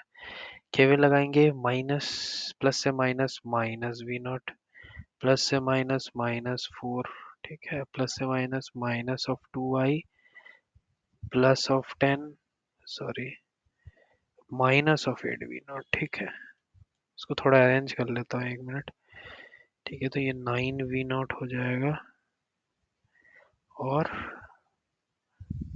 प्लस ऑफ 2i हो जाएगा, और ये प्लस 4 इज इक्वल्स टू 10 हो जाएगा ना।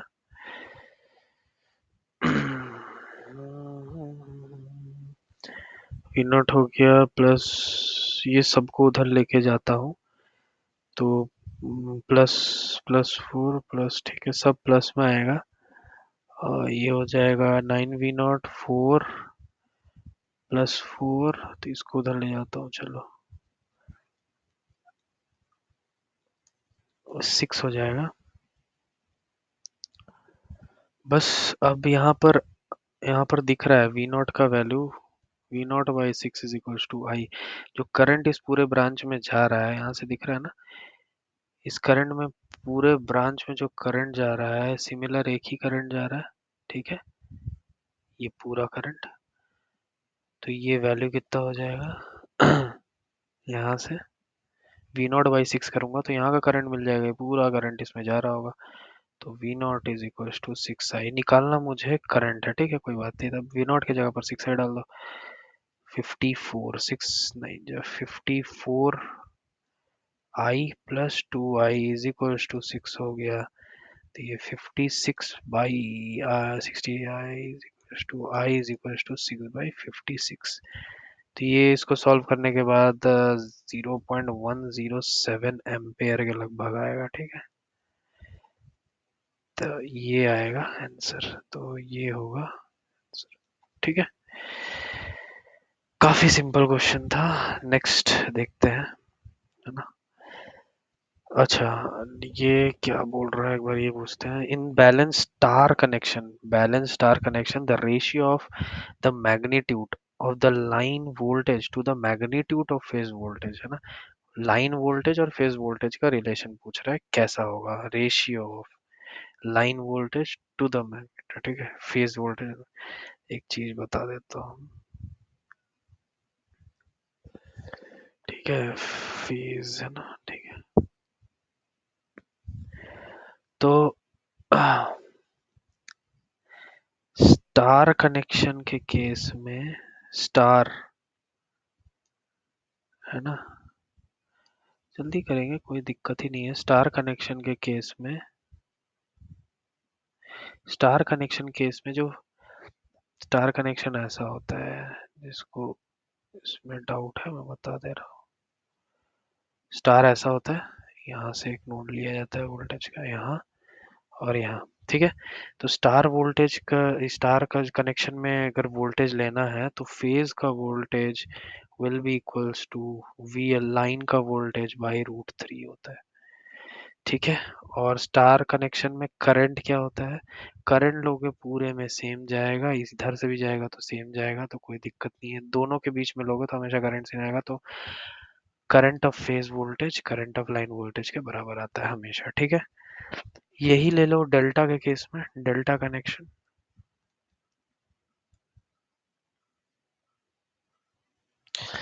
डेल्टा के केस में डेल्टा कनेक्शन ले लो एक बार, ठीक है। डेल्टा का भी बता देता हूँ। यहाँ एक्चुअली स्टार कनेक्शन ही पूछा है, तो देखते हैं अभी। 3 नोड, ठीक है। तो ये अलग अलग नोड के हिसाब से, तो वोल्टेज ये दोनों के बीच में हमेशा सेम होगा, ये दोनों के बीच में हमेशा सेम आएगा, ये दोनों नोड के बीच में हमेशा सेम वोल्टेज आएगा, यही एक ही रेजिस्टर है। तो डेल्टा के केस में phase voltage is equals to line voltage होता है, बट करंट जो होता है फेज का वो लाइन का करंट बाई √3 होता है, ठीक है। ये कुछ दो इम्पोर्टेंट चीज है, पॉइंट है। यहाँ स्टार के बारे में पूछा है, तो स्टार कनेक्शन में पूछा है the ratio of the magnitude of line voltage कितना है to the magnitude of phase voltage, ठीक है। तो ये हमेशा होगा √3 टाइम्स। इसको थोड़ा सा सही कर लो, मैग्नीट्यूड ऑफ लाइन वोल्टेज का मैग्नीट्यूड जो है वो फेज वोल्टेज के कितना है, √3, तो √3 टाइम्स होगा, ठीक है। चलते हैं नेक्स्ट, ये भी काफी आसान था, नेक्स्ट करते हैं। ओके, नेक्स्ट में ये ट्रू पावर दिया हुआ है, अभी तो बताया था कॉन्सेप्ट। एस एपरेंट पावर पूछा है, S is equal to true power और रिएक्टिव पावर, तो √/p² true power plus reactive power Q², दोनों का वैल्यू यहाँ पुट कर दो, 100 का स्क्वायर प्लस Q 100, फिर से आंसर आएगा, आंसर आएगा 141.4 VA, ठीक है। अपरेंट पावर का वैल्यू आ गया। काफी सिंपल था, अभी पीछे बताया था, कोई इसमें प्रॉब्लम ही नहीं है। 16 नंबर क्वेश्चन में क्या बोला है, अच्छा, a resistor and is connected in series with a 10 micro milli henry, ठीक है। ये एक्चुअली, हाँ, ये है 10 मिली हेनरी, सीरीज में लगाया 4 ओम और 10 को सीरीज में लगाया, across 100 volt 50 hertz voltage source. The impedance of the circuit, पूरे सर्किट का इम्पिडेंस पूछा है, तो काफी आसान है ये भी। तो यहाँ से रेजिस्टेंस लगाया, सीरीज में बोल रहा है इंडक्टर और रेजिस्टेंस लगा दिया, लो लगा दिया भाई मैंने। यहाँ से एसी का वोल्टेज दे रहा है जो कि है 100 वोल्ट, 50 हर्ट्ज, है ना। 100 वोल्ट 50 हर्ट्ज, ये है 4 ओम, ये कितना है 10 मिली हेनरी ना, 10 मिली हेनरी। सीरीज में हमेशा रेजिस्टेंसेस ऐड होते हैं, ये तो पता है, ठीक है। तो इम्पिडेंस क्या हो जाएगा, यहाँ से इम्पिडेंस कितना दिख रहा होगा, Z इज इक्वल्स टू हो जाएगा R plus J omega, R plus omega कितना है, ओमेगा नहीं, ये ओमेगा की जगह ये लिख लो जे एक्स एल, ठीक है। एक्सएल है, इंडक्टिव रिएक्टेंस है, इंडक्टिव रिएक्टेंस है तो जे एक्सएल लिख लिया, एक्सएल को क्या लिख सकते हो, ओमेगा एल, ठीक है। R plus J omega L, R कितना है 4 प्लस जे इनटू ओमेगा का वैल्यू क्या दिया हुआ है, ओमेगा का वैल्यू देखो यहाँ से यहीं पे दिया है 50 हर्ट्ज। 50 हर्ट्ज अगर हर्ट्ज में रहा तो हमेशा वो फ्रीक्वेंसी होता है, ठीक है, फ्रीक्वेंसी के फॉर्म में होगा, हमेशा समझ लेना। और अगर रेडियन पर सेकंड अगर दिया है ना तो समझ लेना डायरेक्ट ओमेगा का वैल्यू दिया है, एंगुलर फ्रीक्वेंसी ओमेगा का वैल्यू डायरेक्ट दिया है, रेडियन और तो हर्ट्ज से पता लग रहा है फ्रीक्वेंसी में, तो ओमेगा इज इक्वल्स टू क्या होता है, ओमेगा इज इक्वल्स टू होता है 2 पाई एफ, ठीक है। बस यहाँ पर 2 पाई एफ इंटू एल कर दो, बस पुट करना है values, J into 2 into pi, अरे सॉरी पाई इंटू एफ कितना है यहाँ पर 50 इंटू 10 मिली, 10 इंटू 10 पावर माइनस 3, ठीक है। इसको सॉल्व करेंगे 4 प्लस जे आएगा, ठीक है, 4 प्लस जे इंटू 3.14, तो ये तो आंसर डी हो गया, ठीक है। काफी सिंपल था, बस अरेंज करना था और कुछ नहीं। Next, time constant of a, क्या पूछ रहा है यहाँ, time constant of a capacitive circuit is defined as the time taken by the voltage to rise to dash times to the final value, ठीक है। टाइम सिंपल, एक time constant का value क्या होगा, अभी मैंने बोला था टाइम कांस्टेंट का वैल्यू क्या होगा, वो बोल रहा है कैपेसिटर में जो कि tau is equals to RC होता है कैपेसिटर का टाइम कांस्टेंट, उसमें बोल रहा है कि टाइम टेकन, टाइम कांस्टेंट क्या होगा अगर वोल्टेज को पीक वोल्टेज, इनपुट जो भी वोल्टेज दिया voltage to rise to dash times, final value का कितना टाइम्स वो पहुंच रहा है, उस टाइम कांस्टेंट को क्या करेंगे, ये टाइम कांस्टेंट क्या होगा। टाइम कांस्टेंट तो मैंने बताया था, टाइम कांस्टेंट टी जो होगा वो 0.6321 होता है, या 63.21% होगा फाइनल वैल्यू के, ठीक है, या स्टेडी स्टेट वैल्यू के, स्टेडी स्टेट वैल्यू। यही पूछा है कितना टाइम्स होगा, ये इतना टाइम्स होगा और क्या, तो ये इतना टाइम्स अभी पीछे बताया था पूरा। नेक्स्ट 18 नंबर, अच्छा 18, ठीक है, 18 है ना, ठीक है, देखते हैं इसमें क्या है, determine the value of load resistance R L, ठीक है, आर एल ये लोड रेजिस्टेंस का, which for which maximum power transfer पूछ रहा है सोर्स टू लोड, ठीक है। मैक्सिमम पावर ट्रांसफर निकालना काफी आसान है। मैक्सिमम पावर ट्रांसफर में क्या करते हैं हम लोग, कुछ नहीं करते हैं, ये दिया हुआ है, इसके बीच निकालना है ना,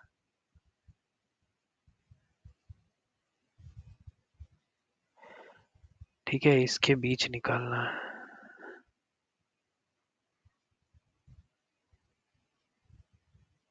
ठीक है, ये 2 हो गया, ये 8 हो गया, ये 6 हो गया, ये 12 हो गया। मैक्सिमम पावर ट्रांसफर निकालना है। मैक्सिमम पावर ट्रांसफर कब होता है किसी भी केस में, मैक्सिमम लोड में ट्रांसफर कब होगा, लोड में चाहिए ना, समझ लो ये वीटीएच है, ये जो भी रेजिस्टेंस है लोड में, मुझे मैक्सिमम पावर कब मिलेगा, जब यहाँ का रेजिस्टेंस और ये दोनों रेजिस्टेंस बराबर होगा, ये जो आर होता है ये दोनों इक्वल होगा, जब ये दोनों इक्वल होता है तभी मैक्सिमम एमपीटी मिलता है, ठीक है, इक्वल होने पे R is equals to R L, ठीक है, वेरिएबल लोड होना चाहिए फर्स्ट तो, आरएल। तब अगर अगर ये लोड वेरिएबल नहीं है, अगर कांस्टेंट लोड है, कोई वैल्यू का लोड है, उस वैल्यू वाले लोड पे पूछा है, तो रेजिस्टेंस में हमेशा सबसे मिनिमम वैल्यू लेते हैं हम लोग रेजिस्टेंस का। रेजिस्टेंस जो सीरीज में लगाते हैं थेवेनिन के साथ, वो सबसे मिनिमम वैल्यू लेते हैं। और जीरो, पॉसिबल अगर जीरो है तो जीरो ले लेना, वरना सबसे मिनिमम वैल्यू लिया जाता है। थेवेनिन का बहुत अच्छा यूसेज है मैक्सिमम पावर ट्रांसफर थ्योरम में। सबसे बेस्ट यूसेज इसीलिए थेवेनिन का है क्योंकि पूरा का पूरा सर्किट, अगर कोई भी सर्किट है थेवेनिन में, पूरा निकाल के जिसके अक्रॉस चाहिए ना, इसको निकाल के साइड करो, इसके बीच का वीटीएच और आरटीएच डायरेक्टली निकाल सकते हैं। वीटीएच इसके अक्रॉस वीटीएच कितना आएगा, इसको निकालोगे यहाँ से आरटीएच कितना आएगा, ठीक है। बस तो ये पूरा जितना भी बड़ा सर्किट है, एक छोटा सा वोल्टेज और एक रेजिस्टेंस के बराबर हो जाता है, और वो लोड आ जाता है उसके सीरीज में। तो ये बहुत अच्छा एग्जांपल है वीटीएच का। कोई नेक्स्ट जब भी मैं कोई भी क्लास आएगा वीटीएच आरटीएच, अगर आपको वीटीएच आरटीएच सीखना है या कुछ चीज़ें ऐसे सीखनी है तो मुझे बता दीजिएगा कमेंट में, कुछ भी मैं कोशिश करूंगा लाने का। या फर्दर कोई भी टेस्ट मतलब कोई भी क्वेश्चन है या टेस्ट के कोई भी क्वेश्चन है तो मैं लाके उसमें वीटीएच आरटीएच या बहुत सारी कॉन्सेप्ट्स और भी बता दूंगा, ठीक है। तो देखो इसके अक्रॉस चाहिए आरएल, है ना, आरएल के अक्रॉस चाहिए, तो देखो इसके अक्रॉस चाहिए ना मैक्सिमम पावर थ्योरम आरएल के अक्रॉस, तो इसको मैं, देखो ये काम नहीं कर रहा,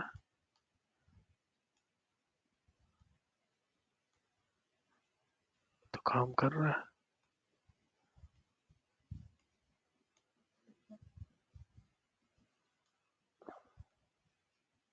ठीक है वीटी इसके अक्रॉस लेना है, कोई बात नहीं, नहीं काम कर रहा है।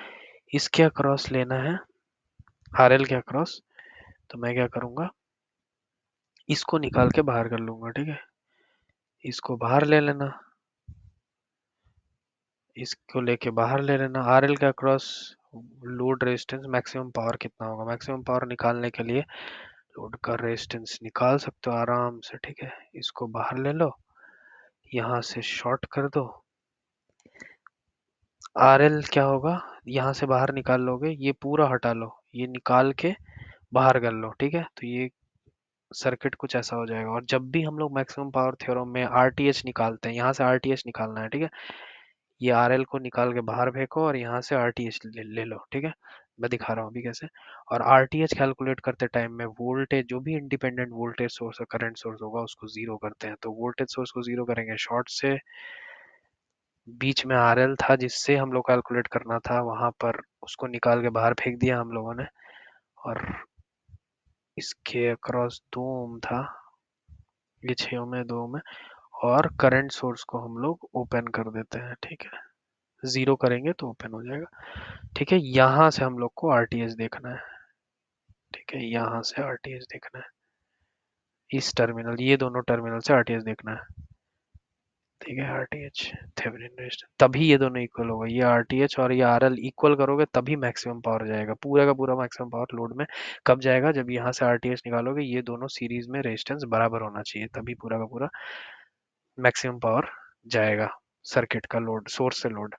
तो ये एमपीटी जिसे नहीं पढ़ा है वो थोड़ा सा रिवाइज करके आ सकते हैं। बहुत सारी बहुत नॉर्म कॉमन सी ये थ्योरम है, बहुत इजी है, ये दोनों को बराबर होना पड़ता है और उसी से हो जाता है। यहाँ से आरटीएच निकालोगे, आरटीएच यहाँ से क्या दिख रहा है, ये दोनों नोड के बीच में, यहाँ यहाँ से जाओगे 6 पैरेलल 2, ठीक है। तो 6 ऑफ पैरेलल 2 दिख रहा है ना, रेजिस्टेंस क्या दिख रहा है, ये रेजिस्टेंस से पैरेलल है, बस खत्म। तो 6 parallel 2, 6 into 2 by 6 plus 2 is 8, 4 3/2, 1.5 आना चाहिए ना, तो ये 1.5 होगा। तो देखो, अगर ऐसे भी नहीं समझ में आ रहा है तो मैं एक छोटी सी चीज कर देता हूँ, यहाँ से ये काम क्यों नहीं कर रहा है यार, चलो ये इसी से बता देता हूँ हाइलाइटर से। ये दोनों टर्मिनल के बीच में आरटीएच निकालना है, तो यहाँ से कर समझ लो, इस टर्मिनल से करंट जा रहा है, ये दो जगह डिवाइड हो रहा है तो पैरेलल हो गया, यहाँ से यहाँ जा रहा है, यहाँ से यहाँ, अगर सेम ही जा रहा होता करंट पूरे में तो सीरीज में होता, फिर प्लस कर रहे होते हम लोग, ठीक है। बस ये बहुत सिंपल कॉन्सेप्ट है। नेक्स्ट, 19th नंबर क्वेश्चन क्या है?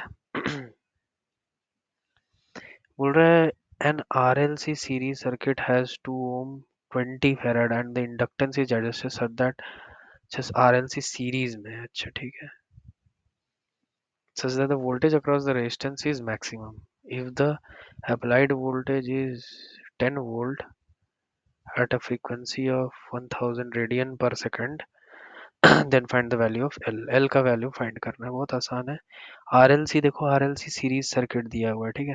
देखो ऐसे,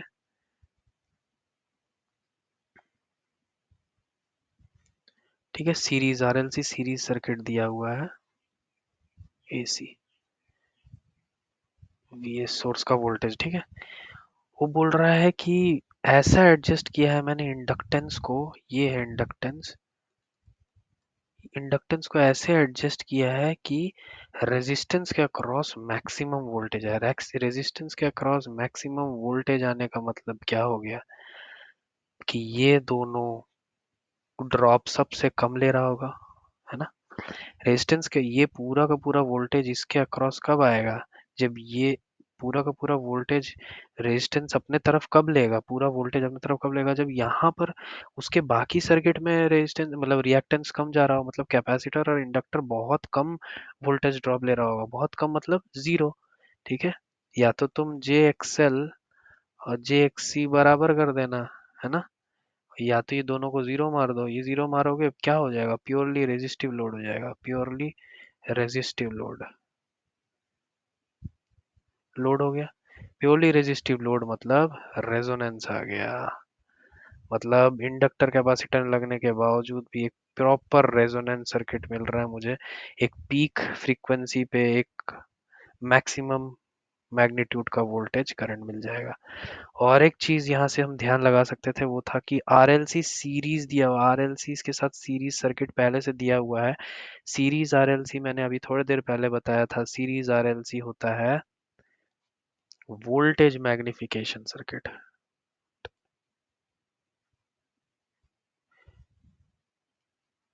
है ना, वोल्टेज मैग्निफिकेशन सर्किट होता है। तो ये मैक्सिमम वोल्टेज जब वो एडजस्ट करके रजिस्टर के अक्रॉस ला ही रहा है तो समझ जाओ कि वोल्टेज मैग्नीफाई करना चाह रहा है, मैक्सिमम वोल्टेज लाना चाह रहा है रजिस्टर के अक्रॉस, ड्रॉप ताकि मिनिमम हो।